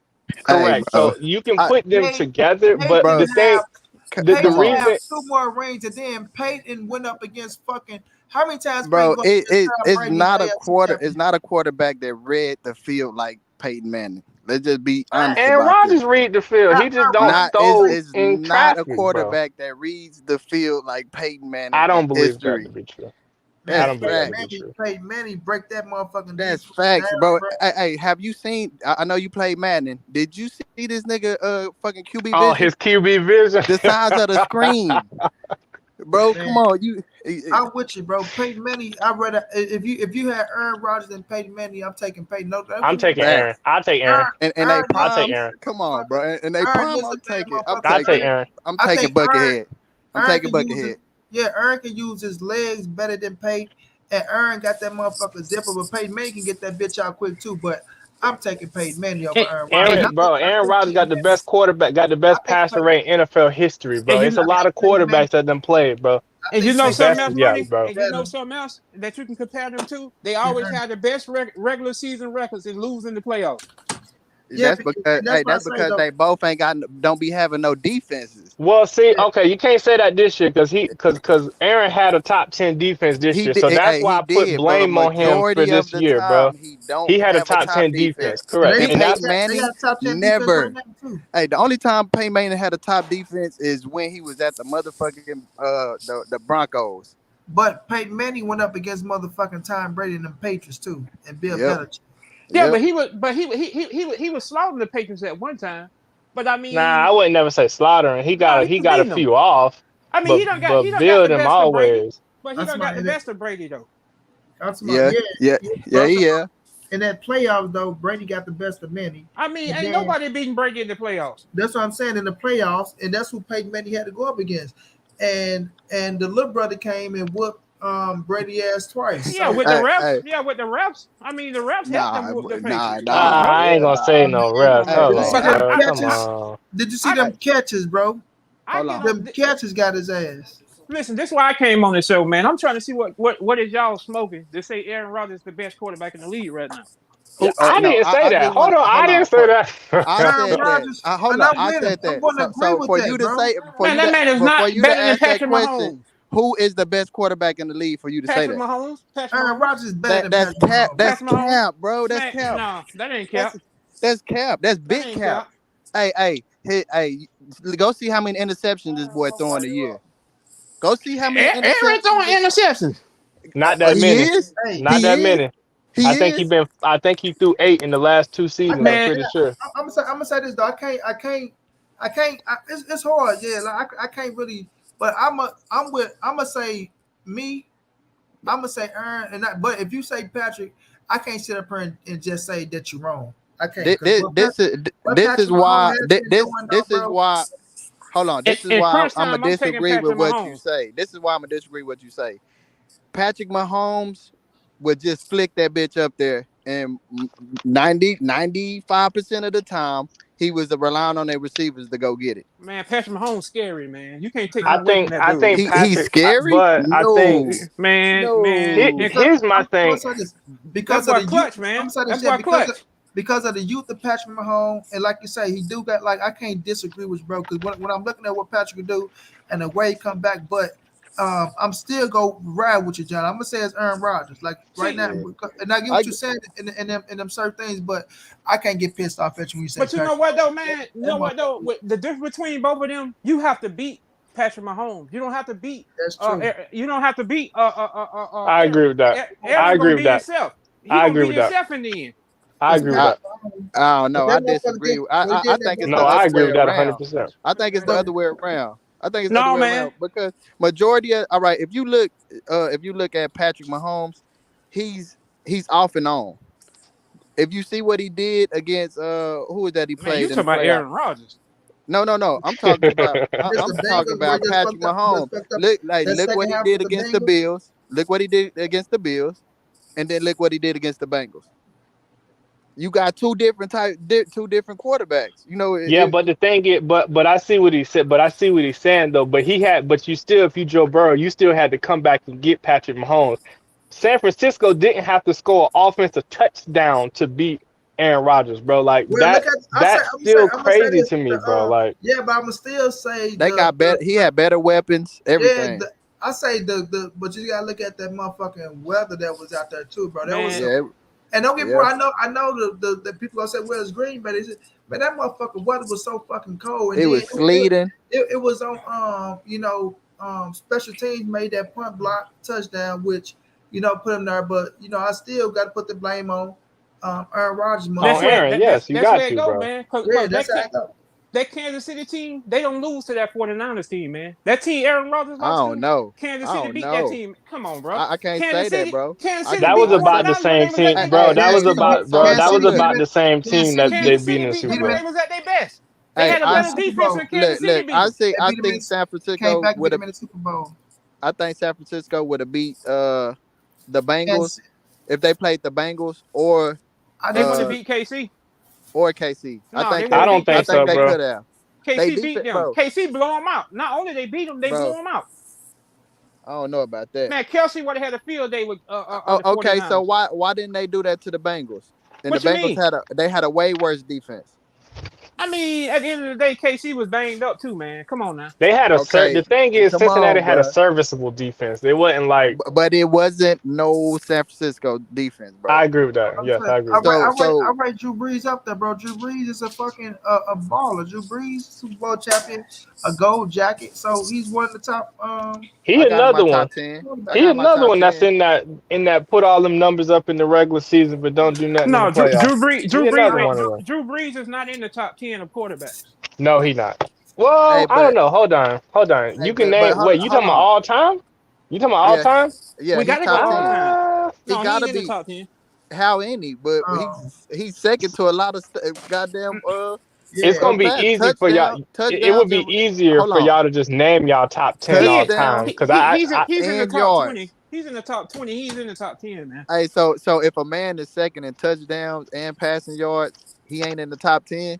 that just No, means he had more opportunities to throw. Nah, That's all bro. I that's you know right. mean. what I That's mean? right. That's That's all all that I Nah, means. mean. bro. It just means he had more opportunities to But it throw. don't take That's all away that from what means. he did though. So you still No, it can't don't Correct. take I away, agree but with he's in that. the top say, 10, oh bro. yeah, Top it's 10. because he had more opportunity. Like I can't, like I said, I gotta sit down and think. But Drew I Brees, gotta sit. Yeah, same. Yeah, might he in land my on my top top 10, 10, bro. bro. I No, didn't went through it Drew Brees already. in my top 20. He ain't in my top 10. He in mine. He in mine because as far as good quarterbacks, come on, bro. That nigga was that nigga Because I'm was saying, and he was over there with a lot of nothing. And this goes back to my point but Drew about Brees was in a division of himself for a long time. And he but I still look, agree couldn't get with the that job because done. yes, I agree with that because Atlanta was up and down during the time Yeah, he come was in on, his bro. prime. Tampa was down for most of that Yeah, time, and then let me tell you, And you then, kind of squeezed it in that Carolina translated. team Hey, that but went it to the. then y'all, translated. okay, I'm Thing not is disagreeing. though, it translated to success. And It did. when he played the top teams out there, he shined on a lot of them motherfuckers. So where you But signed that's that what one I'm ring? saying. He I'm put not. good regular season I'm not numbers up, but in the playoffs it wasn't the same, well, bro. okay, Facts. okay. And Listen, then y'all let a listen. No, 40-year-old man come over there and it's win a not going to championship. be. It's not going to be like when we're looking at all these top quarterbacks, bro. Right? Everybody that we got up there for as quarterbacks, like look at motherfucking y'all have put motherfucking what's my man from Miami, Dan Marino, right? Yes. He never won a Super Bowl. I got him in my But he's top a top 5. shotter. Yeah, so it's like, of course, we're gonna keep saying, oh, in the Then, playoffs. Yeah, but we know how football is in the playoffs, bro. Like, shit, he could have did something. He could have been on defense that could have fucked it over, some things of that nature. But yes, it's going to come down to rings and a success. It ain't like he going out there getting knocked out in the first round. You know what I'm saying? So, He but had a few of Breeze, those. but Breeze done been knocked out in the first round though. I was gonna say he had a few of those. Yeah, he done had a few of them. all the time. I He mean, have, I but mean, Breeze. I know my sports just like how y'all up on Errol Spence money. I'm up on sports. Oh I no, we am all too. up on sports, Hey, bro. I gotta Football is make my this. first love. I gotta make this one statement though. While comparing Patrick Mahomes and Rodgers, can we agree that Patrick Mahomes got the whole house and Yes, Aaron I was gonna Rodgers make that just got point. a Yes, motherfucking just then had a Bugatti in the But damn what you mean in by the the whole park. house?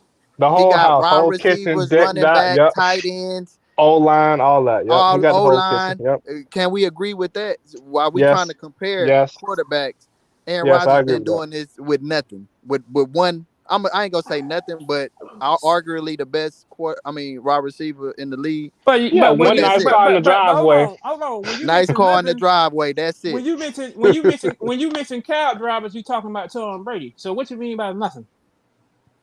What Yeah, you mean, cab drivers? What you mean? You Tom lost me. Brady, Tom Brady never had Hall of Famer wide receivers until the end. shit, that motherfucker I had mean, Randy Moss. That Hey, motherfucker hey, Randy had hey, Moss Yeah, is he, right hey, there. hey, hey, hey, That's but the he, end. But that's hey, the he end, right? haven't, Hey, he Randy haven't, Moss. that but ain't you, no, that ain't at the end. What? Randy hey, Moss was nah, out the door hey, when the Patriots got him, bro. Let's hey, be stop, real. Hey, That's stop not it, bro. true, bro. Are you serious? Gronk, hey, Don't do that, bro. The motherfuckers went Gronk, 18 Wes and 0. Welker, bro. Come on, Wes come on. Welker, Julian Edelman. Julian Edelman, Edelman, Rob Gronkowski, bro. Come Kowski, on, bro. he Them Hall of It, Famers, no, bro. no, they ain't. No, they ain't. Yes, Julian there Edelman is is, not. bro. No, he Come okay. on, ain't. don't do Hey, No, but that, he's look, bro. not. No, he is not. Julian Don't Edelman do is not that, a bro. Hall of Famer. No, he won't. He won't make the Hall of Fame. And I I got bet you. cash I out bet money. you get a gold jacket. What Rob you hey, what you want to Gronkowski bet? gonna hey, What make you it want to though. bet, money? What you want to bet, money? We can bet hey, whatever you want to hey, bet. Put $100 hey, on it. hey, and my guy, I I bet you want he you don't to, make the Hall of hey, Fame. and my guy, I And I want you got to, your cash out money. hey, I want you to name one time in Tom Brady's career where he didn't won the Super Bowl without a top 5 defense. You I won't Oh, mean, be, man, you we won't talking be, about. you Wait a minute, won't be man. able We to talking do it. about wide receivers here, man. I'm We just, ain't talking about defense. hey, we talk about winning. If you talk about winning and losing, you can't just put that on the quarterback. That's I on the mean, I team. remember. Listen, That's I why I remember. brought up. That's why I brought up. Hold You up, were bro. trying to Hold up. go I ahead. remember the time Tom Brady done won Super Bowl with just an offense. Win, What when you was mean that? win? What you win. mean win? When they But like play, I said, when they win. play, when they beat the When they beat Rams. Atlanta, they No, beat when they beat the Atlanta. Rams, they ain't have no defense. They had You an talking about? offense. You talking about Bro, Which the? Rams team? hold Which on. Rams team? What They are ain't you beat number talking one about? Rams team. They beat us No, they twice, beat bro. twice. They beat them Don't twice. worry Which about that Rams right there, team? bro. They beat Yeah, us in twice. both year time they had defense. So They had a I'm defense in both of them years. Not the second one. No, they they The had didn't. a second top one, 5 defense both years. They yeah, beat the Rams. 2019. Yeah, that was Bro, they held it. 2019. They Bro, beat they us. held the highest scoring offense to 3 points, bro. Yeah, What they do you beat us mean in they had no 2001. defense? Bro, They Man, beat the bro, us in Ram, I, 2001 with the kick. the Rams choked in that Super Bowl, man. They beat us with the kick. Oh man. I'm hey, going to agree with them, fam. We had a motherfucking top offense. We went out in that motherfucker. This motherfucker. First of all, we lost Cooper Cup, right? Then we come out this motherfucking Bill Belichick had the goods for y'all, man. this That's all. That ain't motherfucking matter. bro, I Brandon think their Cook defense was dropped the ranked third. motherfucking Y'all touchdown. had I think it was the 3rd ranked Bro, defense. Come on, hey, That bro. year? I'm not Yeah, sure. yeah, that this year. was a low scoring game. It was a Tampa. defensive game. That was It a was defensive 13-3. I remember yeah, that it was Super a Bowl. defensive game. 13 Yeah. 3. Granny You remember Council they out had there. Pierre Paul, they Yeah, had all I them. mean, They what it was, Belichick built that train around Aaron Donald. Aaron Donald couldn't get to them boys like that. It wasn't just they took out Aaron down because we still had Sue in the middle. It's just that, man, we fucked that game up.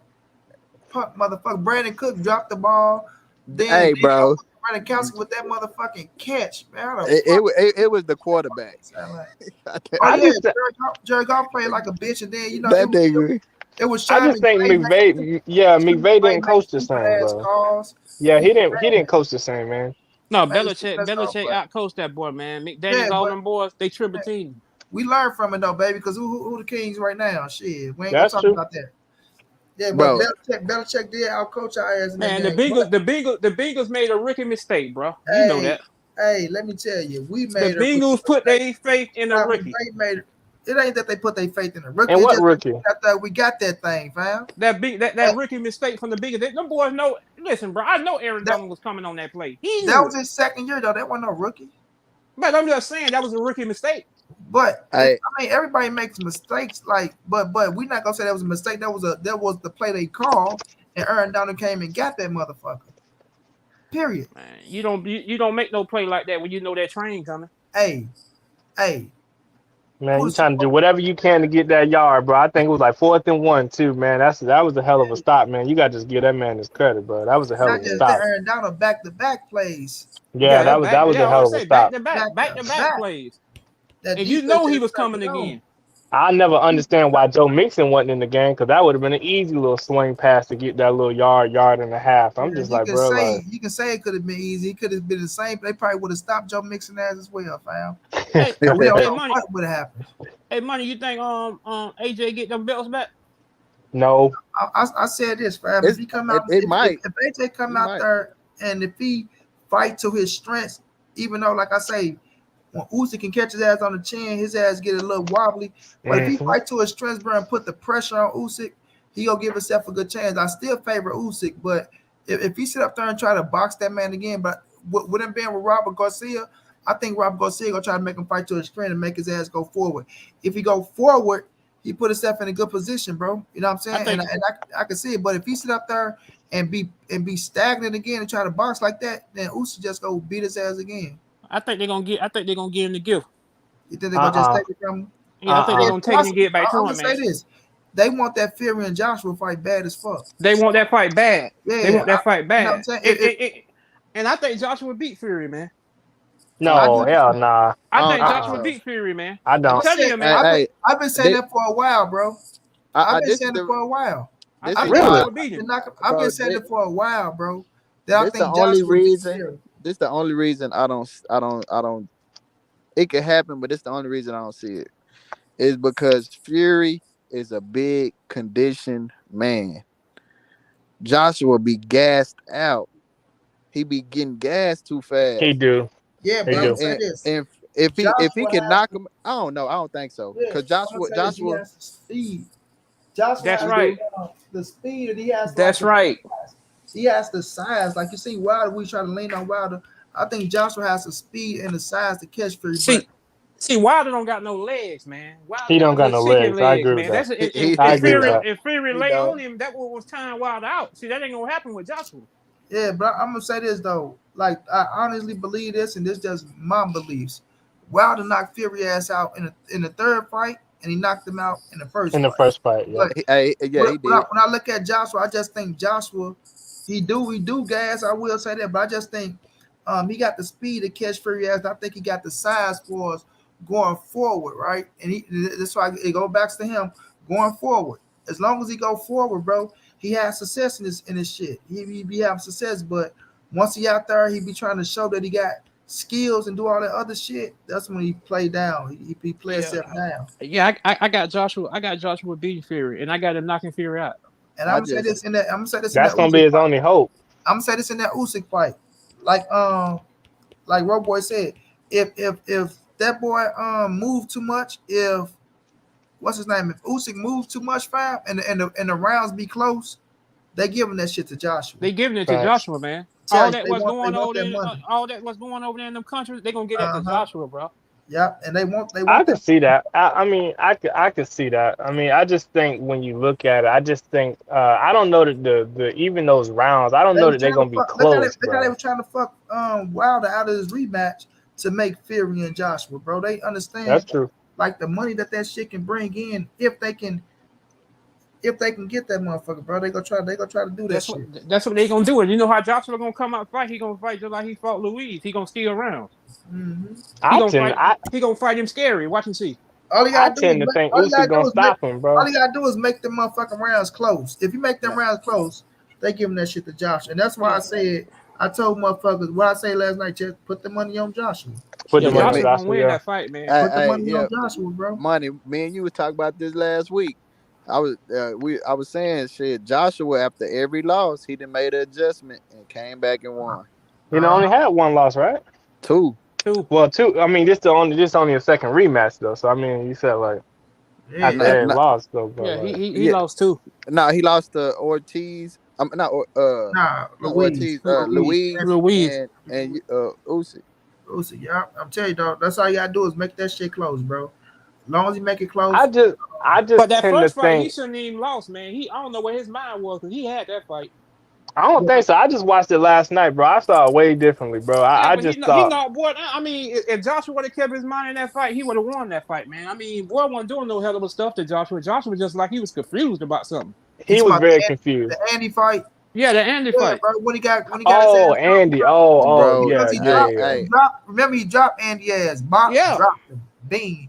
He let He Andy thought it was get up. over, bro. Yeah, he let Andy get up. No, I would like everything Rob Boy is saying. I agree 100. Yeah. When it comes to Anthony Joshua, bro, like I'm a fan of Anthony Joshua. I tell you, that's why I was telling my man up here when he said, "Oh, I'm the only one to go defend." No, you ain't the only one to go defend. I'm just gonna call the facts the facts.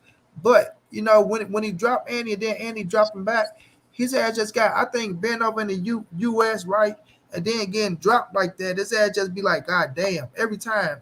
Which even in the when he got dropped by Klitschko ass, right? Remember how that motherfucker rose up so late, bro? That motherfucker rose up like his motherfucking knees were just barely holding on. I say, boy, all you gotta do is hold on. Any younger Klitschko would have beat him. Yes, I agree with He that. caught Klitschko at the right time, man. 110%. Klitschko was hurting him in that fight. And Klitschko came like that was a like look at the Klitschko versus Fury, right? Fury just boxed, grabbed his ass, boxed him. But that Klitschko, he was fighting, bro. That Klitschko fought. He fought Josh, and not only that, right?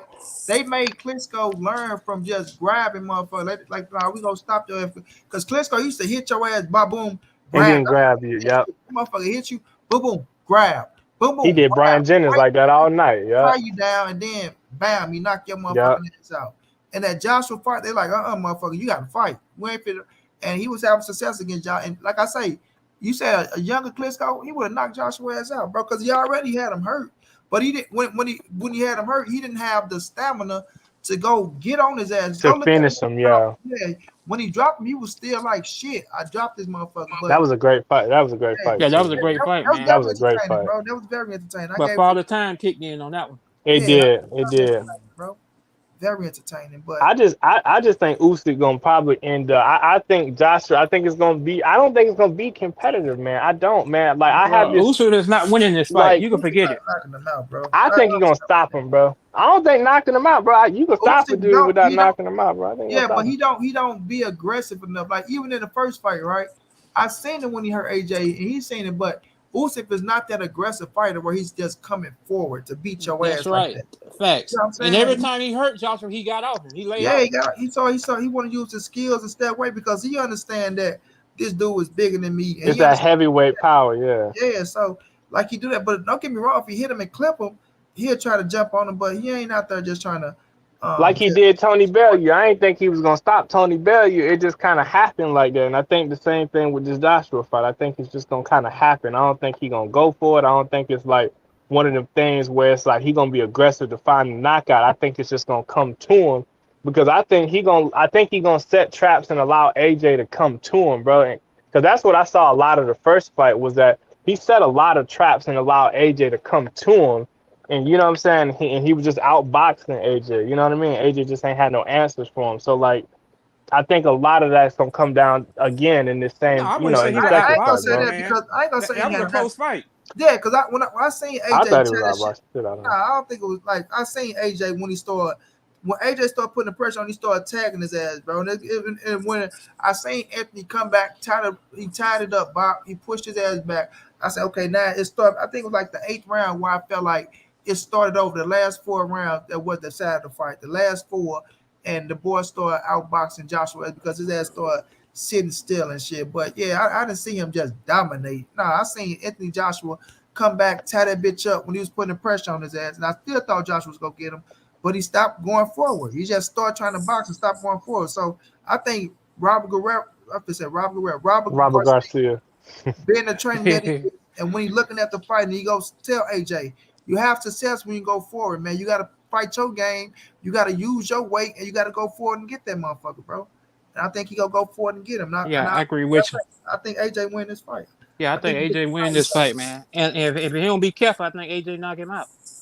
Yeah, and then like we said, we gotta see how that shit affected Usyk. He been out the ring for a little minute as well too. So we don't know if I think the extra weight was worried. That's what worried me is the extra weight that Usyk done put on for the second fight. You know, because it's like we talked about with Canelo last night, man. Like sometimes if you misjudge that weight that you put on, bro, that shit can wear you down. Too, with Usyk, I felt like Usyk was more like he like I think Usyk would have killed the motherfucker over in war. Like I felt like he was like he wanted to be in the war. Like Lomachenko didn't want to be in that shit. Like Alexander Usyk, he wanted to be in the war, bro. He like fuck these belts. Like I'm finna go fight for my country. So I felt like his mindset was in the war. So we'll see, you know, how he do once he get into that motherfucker. Hey, you think they gonna get this fight popping, man? For who? Spence and Crawford. Yeah, bro, I gotta keep my face strong in that shit. I think because neither one of them got nowhere to go for it. No, I ain't gonna say don't got nowhere to go because they different shit. But this the biggest fight in fucking boxing, bro. Like, and what I heard from Steven Espinoza, shouts out to my brother Tay again. You know, they working on making it happen. You know what I'm saying? They working on making it happen. It's 2 fights that they want. They want Tank and Ryan, and they want Bud and Errol, bro. No, I hope so, man. I want to see it. I want to see it, man. Because all the talk gonna be over. I'm telling you, man. When that fight happens, I'm putting everything I got on Crawford. I don't care what nobody say. I ain't being convinced by nobody. I'm putting everything on Crawford, man. I'm telling you, man. Crawford the better fighter. What all you got? What you trying to lose? Man, listen, I'm man. just playing with you, man. Hey, whenever it come, I'm riding with Crawford, man. I mean, I like Spence Yeah, too. I'm on Yeah. Crawford too, though. I'm on Crawford too. Yeah, I like Spence too, but hey, man, Crawford, unbelievable. I want y'all to go with Crawford. I want y'all to come on and bet that money so I can show y'all. All right, that okay, I'm Crawford, coming. Yeah, Crawford is a bad boy. I give him his credit. Like I say, it's 50. You ain't wrong about picking him. Like it's 50-50. But when I like when they be like Crawford's a better fighter, the things that nature, because y'all seen Crawford do a few little things against the caliber opponents where he's able to get that off on. But when y'all look at it, and y'all better look and see that motherfucking Terminator, that grinder. Yeah, but Crawford ain't gonna stand right in front of him though. Y'all think he's gonna stand right in front of him? This is how y'all keep saying stand right in front of him as if Errol Spence ain't gonna chop your ass down and make your ass fight. When y'all looking at fighters, y'all think they just standing in front of Errol. They don't want to just stand in front of Errol. He chopping your ass in half and making your ass stand there. Then when y'all look at Terence Bud Crawford, look at him at 147 and tell me what Bud used his legs at 35 and 40 at 147 because the extra weight does something to you. Man, he don't move around like that. That's why Bud wants to prove a point himself. Bud can hurt you with either hand, man. Bud can hurt you with either hand, man. Y'all keep saying Bud can hurt you with either hand, but could he hurt Errol Spence with either hand? It's gonna be he can hurt Earl. You feel me? I tell you this though. I think it's punch placement that could hurt Earl. I think he's really good at placing his punches, man. So he hit Earl with the right shot, bro. So he hit Earl with the right shot. He can hurt him. He got the power. He got the power to knock out EJ. Yeah, he can knock EJ out. Who have he knocked out? Who have EJ knocked out? Not knocked out. I think he got enough to jump on him and stop him though. Look. So this is where I was getting at. Look, go ahead. Terence Crawford has precise punching. He has power, enough power to have people drunk on their feet. I just don't think he will be able to have Errol Spence drunk on his feet if he hit Errol Spence with one of those counter punches or I just don't see it because I didn't see EJ been hit with some bad. You ain't seen him hit like but Crawford, the thing is, but the thing, I don't know, bro. Y'all just thinking Crawford gonna hurt. Y'all just think, he gonna hit Earl as if Earl can't take the shit he dishing, bro. That's what I gotta understand, fam. Yeah, but there's a lot of stuff Earl do that Crawford gonna take away, like that jab gonna be taken away. Hey, man, hold up. I want to ask you this: why didn't Terence Crawford take away the jab of Jose Benavidez? He did, bro. I just broke that fight down. Nah, we bro. were talking about that fight, bro. He absolutely did, bro. Man, how the fuck he take a jab away? He ain't knocked the man out. He took it. Hey, he was still getting hit with that jab in the 12th round. Come on, bro. How did he take it away? To take it away is to limit the effectiveness of the punch. It don't mean you stop throwing the punch. It means you limit the effectiveness of said punch. Man, so when I say take the jab away at Errol Spence, that don't mean he gonna keep Earl from throwing the punch. Because if you're a jabber, you gonna jab because that's what you know to do. Man. But to limit the effectiveness of that's what taking something away is in boxing. Is when you limit the effectiveness of what your opponent does. Hey, that's what I'm saying. Money don't like that, bro. I just said a friend told it ain't. Y'all don't understand. Well, y'all looking at Errol Spence, fam, and y'all thinking that Bud is gonna knock him out. Bud can knock him out with either hand, or like what Nico had y'all say could get Earl and hurt Earl at 147 for Bud Kell Brook either hand. Hey, how big was Mikey Garcia? How big was Mikey Garcia? Hey, Kell Brook definitely hurt him, man. Come on, bro. How big was Mikey Garcia? That's my first time hearing Kell Brook hurt him. When in that fight? It was in. Oh my goodness! Hold on. Give me a second. Hold on. When did Kell Brook hurt Earl Spence? Boy? I didn't see it, and I didn't watch. He wasn't drunk on his feet, though. He wasn't drunk on his feet. He was in good shape, bro. How big is Mikey Garcia? How big is Terence Bud Crawford? But what I'm trying to ask you, did he knock out Mikey? No. Did he beat the shit out of Mikey? Hey, did he have to? So did he have to knock him out? Okay, did Mikey Daddy out there telling Robert, stop the fight? Stop the fight, If he and then what Mikey say? Oh man, Earl takes some up out of you. Listen, bro. Hey, if he would have been in there, outta if Mikey would have got in there with Terence Crawford, it would have been stopped. Negative, fam. hell Listen, no, let me say this, John. especially Hold on, at not at stop. 140. Hold on, Not John. at I tend 140, to think- especially not at No, 140, John, bro. wait a minute, John. Stop. Go ahead. Even that And he would've got dropped. 147, the Mikey bro. Garcia that fought Errol Spence. You don't know how that fight would have played out with Terence Crawford. Y'all keep us. I feel like I know. Fam. Take away that Ugas fight. When the last time Errol had a knockout? Y'all keep assuming me, fam. Take Right away the there. Ugas fight. When the last time Errol had a knockout? Lamont P. Cal Brook. No, Lamont Peterson. Cal It was Brook. Lamont Peterson. Cal It was Lamont Brook. Peterson. Let me stop Cal y'all Brook. on this. He got a TKO against Cal Brook. Let me stop y'all on that though, because y'all keep saying when the last. No, it was Lamont. It was Lamont. Because it was Lamont Peterson, bro. Okay. So when we looking at what's your point? Oh, go ahead, Monty. My bad. When we looking at the situation, right? Did he fight El Capo after Lamont or before Lamont? After Lamont.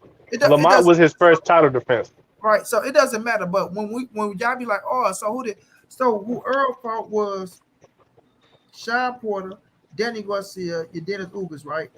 Okay, Porter never been stopped, right? So until all right, listen to me. I'm talking about when Earl fought him, Porter has never been stopped.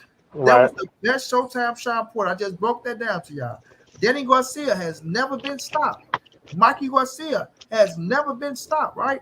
So it doesn't matter. Y'all saying when the last time he had a stoppage, but these are 3 top-notch motherfuckers that Earl went in there and fought. But man, y'all need to stop that though, bro. Because y'all was the same people. Hold on, y'all was the same people. No, don't come here talking about stop that shit. It's for real, man. Wait a minute, don't come here talking about stop that shit. Y'all motherfuckers sit up here and y'all want to say Terence Crawford gonna knock out every goddamn body. No, what I mean by y'all need to stop that. Oh, he's gonna knock out Earl Spence. Y'all was the same people. Y'all was the same people telling this dude, man, you need to fight Sean Porter. You need to fight Sean Porter. Hey, my guy, argue with Bo. I agree with that too. Hey, argue with Bo Mac, bro. Argue with Bo Mac, bro. Argue with Bo Mac. Fight Sean Porter. Man, everybody was telling him to fight Sean Porter. And what's wrong with that? Y'all forced that fight. What's wrong with that? And then when the man go in there and dig him up, y'all talking about he was already retired. Come on, bro, that ain't cool, man. Y'all stop that, man. Hey, bro, come on, bro. Come on, man. Y'all stop. I agree with that point, though. I do agree with that point. Look, hold on, bro. I just gotta say this, bro. First of all, I never said nothing wrong about him fighting Sean Porter, and I never said that. Whatever you just said, you talking about he was falling asleep and all that kind of other stuff. I'm talking about Sean Porter on the way of preparation, homie. The preparation that he put in. So this ain't my fucking words. These is his daddy words, right? What did his daddy say? Right? Man, so did nobody see none of that stuff after the fight? At the end of the day, right? I picked Terence Crawford to beat Showtime Sean Porter. I did. A lot of people didn't. A lot of people didn't. I did too. I don't give a fuck what a lot of people didn't do. Because that's fan talk. To beat him. But my thing was, we saying that it wasn't the best Showtime Sean Porter. That's just a fact. Hey, and then you bro, I just said this. Bo Mac said it himself that EJ fought the better competition. Right. And that's period. That's fact. Terence Crawford is a great fighter, bro. He got a great skill. But you can't just sit up here and say that Terence Crawford just gonna come and do what he been doing to all these other fighters. Yeah, but you can't say the same thing with Earl, bro. That's what I'm saying. You can't do that, bro. I didn't y'all say got that he was pedestal, man. Wait a minute, let me break this shit down, John. Hey, so hold on. You ain't got Bud on the pedestal? No, I ain't got no pedestal. John, that's how I'm gonna do this, John. Hey, it sounds like you do. Sound like you do, my guy. My dude, John. Now watch how I break this shit down. So easy, so simple, right? So Bud had 5 fights at the welterweight division, right? I think it's 5. Let me see. Jeff 7, I thought. Jeff won. I thought it was 6. So we taking 2 of them away in Sean Porter and Kell Brook, because they both fought Sean Porter and Kell Brook. So we taking them away. So now you go to Jeff Horn, you go to American, you go to Jose Benavidez, Mean Machine, right? Mm-hmm. Yeah. Jeff Horn. What would Earl Spence have done to Jeff Horn? We don't know. We don't know. Okay, we're gonna say we don't know. Okay, all right, he beat Packer, yeah. Okay, Now, I mean, we assume he would beat him. Nah, he didn't beat no. we He don't got know. robbed. Nah, He got nah, robbed, nah, bro. What the paperwork say? Nope, What the nope, paperwork say? I don't want to go to Pacquiao. I'm not All using right, go Pacquiao. ahead. He I'm got not using robbed. Pacquiao. Okay, so we don't know what Earl would have done as Jeff on. So what All would right. Earl would have done to Amir Khan? We don't know still.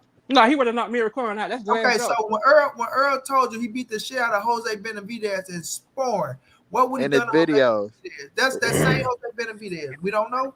Hey, but the Mean Machine would have gave him And problems then, though. man, That Earl one would Terence have Crawford fought. Mean Machine Bro, got that better nigga. fighter than That would have been a Dennis good Hooper, fight, bro. man. It Bro, wouldn't have. Mean It wouldn't Machine is- have. Hold on, Mean Machine is not a better fighter than your Dennis Ugas. And these are facts. We don't. I mean, I Bro, don't. I you- don't think I don't know so. about I that don't one, man. personally. I don't think so. Mean I don't Machine think is not so, a bro. better fighter than your Dennis Ugas, bro. Bro, we just seen we seen Virgil Ortiz have But- success like that against Mean Machine. Come But you on, my get, guy. but you get the same outcome. The people Earl fought, you get the same outcome with Bud. What is we talking No, about? but no, what I'm saying is Mikey Garcia is undefeated, right? For division, right? Yeah. And he wanted Bud at 140. I don't know if Bud knock out no Mikey. I'm keeping it real. Well, he Danny- probably or would have. He would have Danny. beat him. He would have beat Danny- him. Or I Danny. beat him. So Danny Or Garcia, Danny.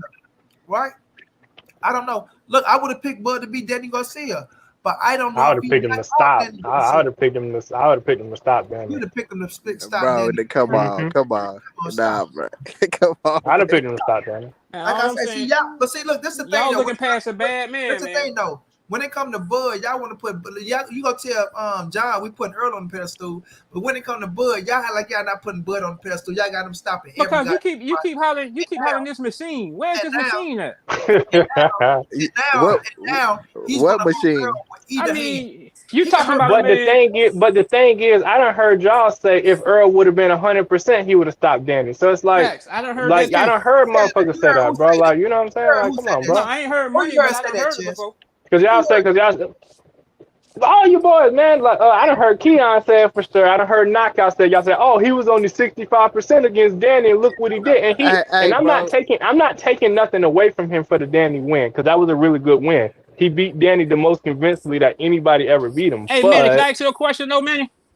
You keep hollering machine. You don't think Terence Crawford the machine on the 10-win stoppage? That's a machine. Who said- Nah, who bro. said Wait, machine?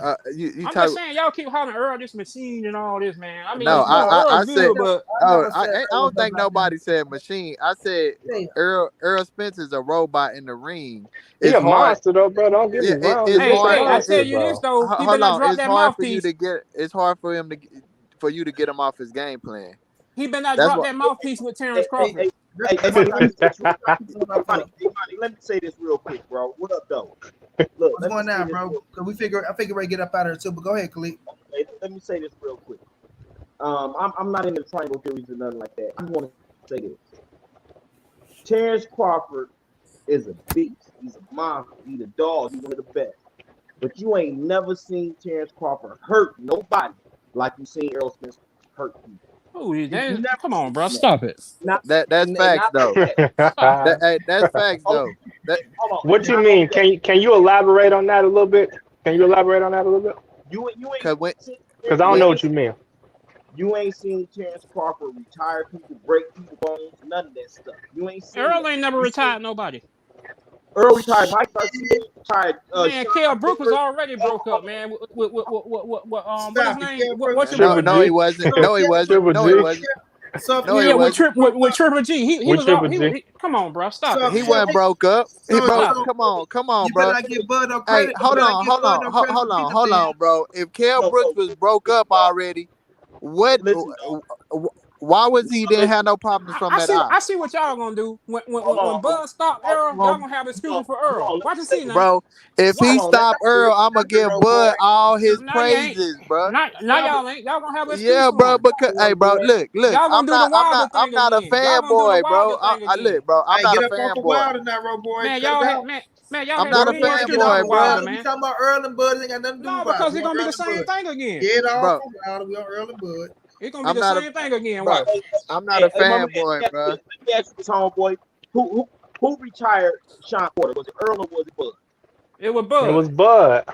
Use a motherfucking lie. That's some bullshit. Come on, guys. Like, come on, bro. This is why it ain't a Money lie. had to laugh off that.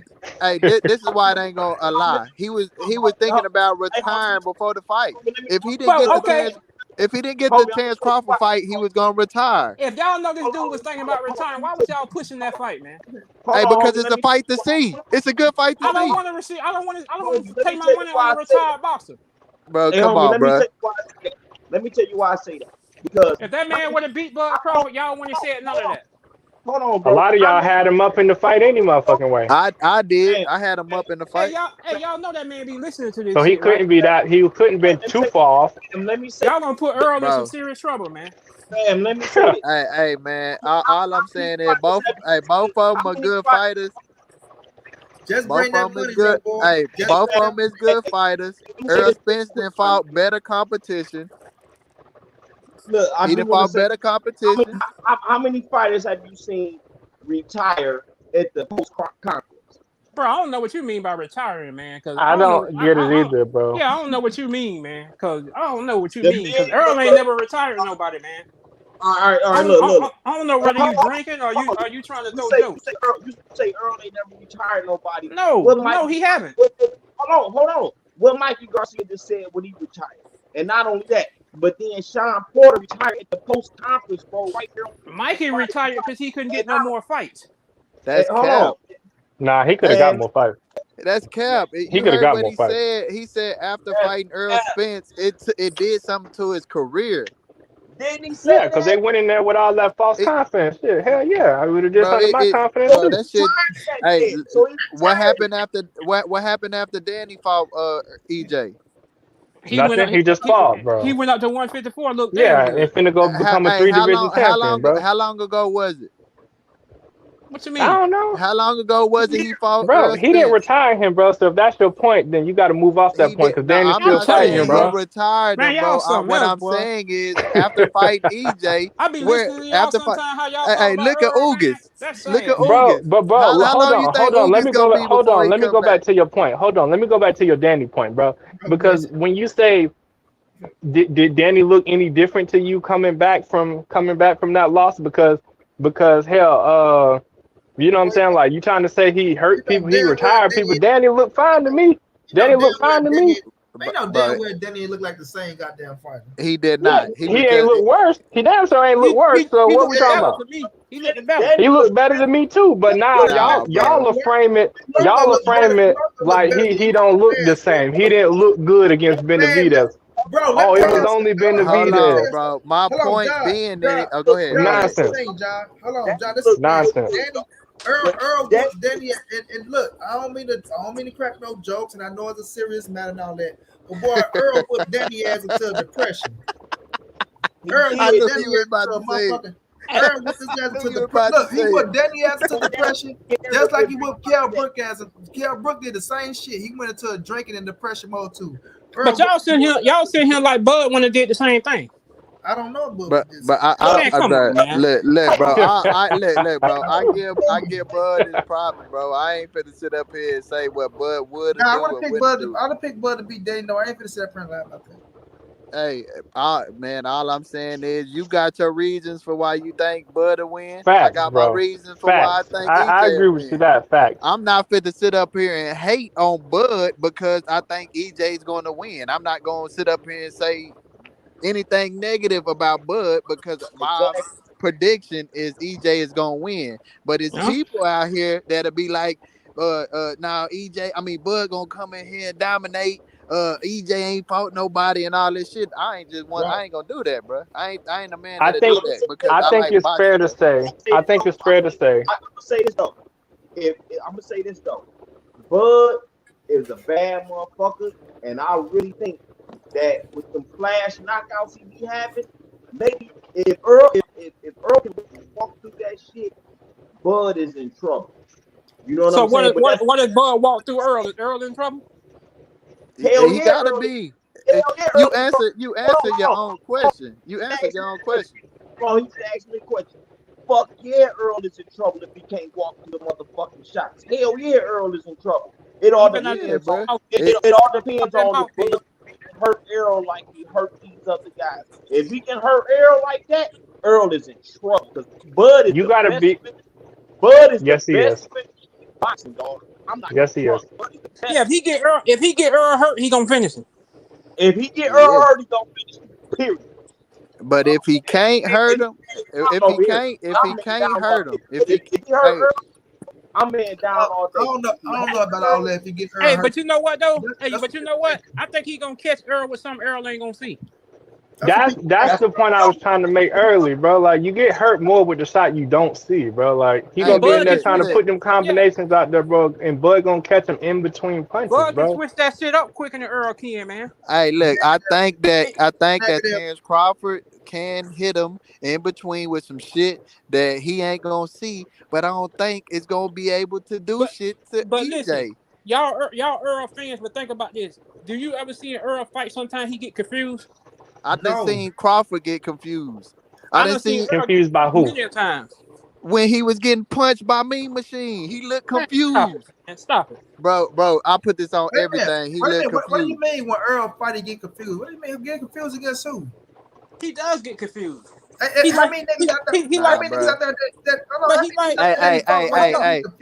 he lose his time in that time. Hey, money. I just told you he one of those fans that since he going with the other fighter, he try to find something. No, man, I'm a fan.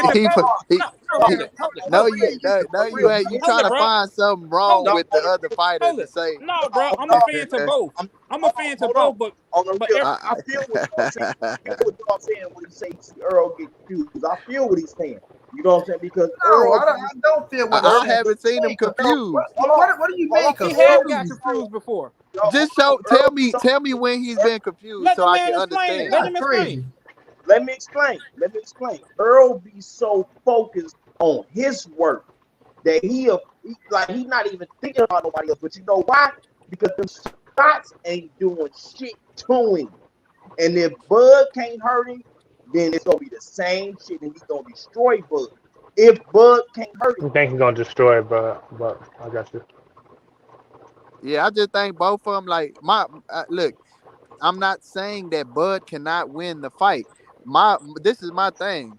If Bud, my prediction, if Bud do win, it's going to have to be by a counter that could stop him. And I mean take him out, like drop him.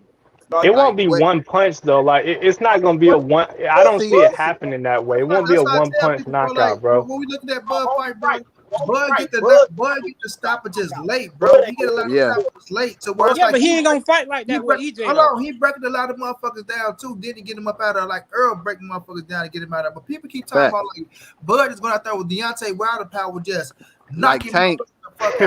Like Tank power. Nah, bro. That's what I'm saying. I've never ever seen EJ drunk on his feet, and I didn't seen him get hit with some shit. Well, you figure see. Yeah, but he done seen all them shots coming, is what I'm thinking. Okay, what I feel. He done seen those shots coming, bro. Hey, so did he see them 2 shots come from Ugas? No. Okay, maybe not. Okay, you got a good point. Okay, was he drunk on his feet? Was he drunk on his feet? Okay, you got a good point. No, he was hurt. That's for sure. He was hurt. I don't know what y'all talking about. He was hurt. I don't even. Hey, when a man come forward laughing and he's not on Bambi feet, he's not hurt. So you sitting here telling me. Hold on. He was hurt, bro. Hold on. You sitting here telling me, bro. Listen, bro. Rolly was hurt. Listen. Rolly was hurt. You sitting here saying I even said he got buzzed, but he in good shape, bro. So he bounced back faster than somebody that's wore down, bro. That's different, bro. 2 different things. Buzz and hurt is 2 different things. But listen though, if Terence Crawford would have caught him like Ugas would have, that fight would have been over. Clean, bro. That's you're not gonna give him 2 clean shots, bro. I don't even think that. I think that, bro. I damn sure think Crawford would have jumped on him. This the thing, fam. That's like what we assuming. Like we keep assuming. Like we don't know what would have happened. Like okay, so go ahead, Crawford money. My bad. We keep saying Crawford would have did this. Crawford would have did that. We don't know. I mean, anybody that you give a wide open shot to, plus to crack your motherfucking ass. Of course, like your hands now, it's like you. Okay, go ahead, punch me, hit me. Yeah, of course, like I'm not gonna deny that Crawford probably won't knock his ass out. Ugas is not a power puncher. If you got your hands down and saying, "Give me a," Man, it don't matter. But it's like, yeah, but Bud catch Errol like if Errol get Bud some free shots like that, Bud would knock his ass the fuck out. Which not? Yeah, he should. Which not gonna happen though. If Bud catch Errol like that, the fight is over. It's Yeah, over. but that shit ain't Look. Hey, if he catch him like that, you can say the fight over, bro. But you know, everybody got their predictions. I can't do nothing but respect your opinion. Facts. I feel you on that. You learn from your mistake. That's why, like, you know, if like that shit happened with the mouthpiece being the same mouthpiece that he never got. I mean, they didn't get molded. Mouth. He ain't get it molded with a different mouthpiece, so you ain't gotta worry about the mouthpiece dropping out of his mouth. He better have one that fit his mouth, because if it drop on Bud, the fight over. Hey, but that just kills me, bro. Hey, but that's what y'all depending on. If y'all need that, I know what it is. If that's what y'all depending on, if that's what y'all need, I'm gonna tell you like this: if Errol catches ass like me, Machine called him, then it's over. I'm gonna say that. So he better eat on this shit. Man, Bud gonna be a whole different fight. He hear how y'all talking. Now he gonna be a whole different fighter now, right? He hear y'all. Look. He hear y'all YouTubers. He hear all y'all YouTubers going against him. I don't give a damn about what he heard. That ain't gonna stop Errol Spence from whooping his ass. What you talking about? Hey, bro. Look, hey, money. I'm gonna tell you what's going be. And let me tell you this, John. You can get it, John. And Earl heard all y'all YouTubers talking about Bud. That's true. I was gonna say that's true too. Go ahead, John. This is gonna be my factor in the fight, bro. And the jab is gonna be number 2 to me on why he's going to beat a Bud. To me, it's gonna be them body shots. Them constant body shots throughout the fight. I know the jab's gonna set up the body shot. Yes, they are. Yep. I think it's gonna change Crawford's game plan in that fight. I don't. They're gonna make Crawford. See, one thing about Crawford, when you hurt Crawford, Bud is superior. Like I told you, this man down there. I think Errol is gonna destroy this man. But I'm telling you like this, Bud is a different dude, bro. So what I'm saying is this: is Bud gonna fall? Is Bud gonna fall for those body shots and all that shit? Bud is gonna be on his shit, and Errol's gonna have to be on his shit. But this the problem. This the problem with Bud. Now, see what gonna happen if Errol hurt Bud? It gonna bring the dog out of him. Bud gonna start taking chances, and that's what Bud gonna get fucked up. Wait a minute. So no, it's not, bro. Hold on. If Errol hurt Bud, it's gonna bring the dog at him. Yeah, because you know how Bud fights. So what that's gonna do? Boy, let's go make him fight hard. Let's go make him win. I don't know, man. I mean, shit. Last time we seen the dog come out, and we gotta stop it. When was that? When was that? When was that with Sean Porter? Sean Porter was bringing it to him. Nah, he didn't bring the dog out. We can't say that. Sean Porter was bringing it to Bud, man. No, we can't say that Terence Crawford brought the dog out. He didn't. He let the dog go 2 times. Hey, my dude, he hit him with 2 step back uppercuts. Let me say real quick about Sean Porter. My bad, bro. I don't mean to cut you off, but let me say about Sean Porter, bro. Please, y'all go back and just look at Sean Porter's ring walk. You can tell Sean Porter was not in that fight from his ring walk. Oh God! Nah, bro. I disagree with you, bro. I think man, y'all need to stop that, man. Nah, bro. Come on, bro. Don't do that, bro. Come on, because you. My nigga said the ring walk. Nah, bro. You see what this man came out wearing, bro? You see what this man came out wearing, bro? You don't come out wearing some shit like this and say this man ain't in it. Man, y'all, what y'all trying to say is that Sean Porter didn't even want to win the fight. My nigga say Porter wasn't ready for the ring walk. Bro, and the crazy part is half of y'all that say that pick Sean Porter to beat the man anyway. So it's like, okay, like now he done beat him, he done stopped him. Now it's every excuse of why Sean Porter wasn't the same fighter, bro. That's crazy, bro. Look, that's crazy to me, bro. These people was crying for that fight, man. They was begging for that fight. I wanted to see it, bro. I wanted to see the fight. And he beat his ass. He beat his ass, and then it's like he ain't. Every boxing fan wanted to see that fight. Boxing fans, not fan of a fan of somebody. Hey, all the boxing fans wanted to see that fight. That was a great fight. Money. You needed Sean. Hey, Money. You got one more. You got Alvarez. After Spence gets stopped, you got one more to root for. But it's gonna be lots of people hurt. I got Tank. The reason why Canelo and Wilder. But listen, the reason why who you gonna root for after Bud gets stopped? Hold on, I'm gonna tell you. The reason why a lot of them YouTubers don't like Crawford because he ain't open. He don't speak to the public like that. That's why they don't like him. But otherwise, that man's the best to ever do it, man. Oh my God! Right now he is. Oh my God! I don't know about that. I heard it all. I'm a Crawford guy, but I don't know about that. I'm talking about right now. Hey, that's still funny, bro. Man, right now he the best to ever do it. That's still funny. Hey, that's still funny, bro. I give TB his goddamn accomplishments of what he did, his accolades at 140, 135. The man was a monster. At 147, he's still a monster, but I'm gonna say he's still. Hold on, bro. I say he's still a monster. He gotta be Errol to be the best to ever do it. Earl got to beat him. I ain't worried about him being no Earl. I got Earl like, I ain't bro. They ain't finna discourage me and none of that shit, bro. Earl finna go out there and take that scrap and become undisputed and go on to 54, fam. I got it. I got it. A4. I don't. He not winning that many rounds, bro. I got it. A4, bro. I gotta get better, y'all. I'm going for 3 hours, 33 minutes, y'all. Yeah. Hey, Road Boy, you gotta come back on here, man. You gotta come back on here, boy. If you Chestnut and motherfucker pound for pound come on here, boy, it's gonna be hell and hot water. Hey, I'll come back, bro. Hey, I was gonna say, you know where to find me. I'll come back for sure. Go ahead, John. Hey, before I get out of here, why did the Tevin Farmer fight get canceled? Like, no money. They ain't come with the money, bro.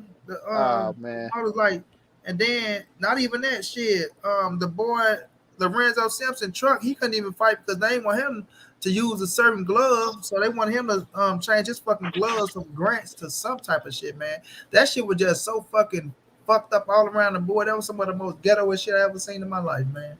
Right. Yeah. God damn, we couldn't even get the goddamn fight.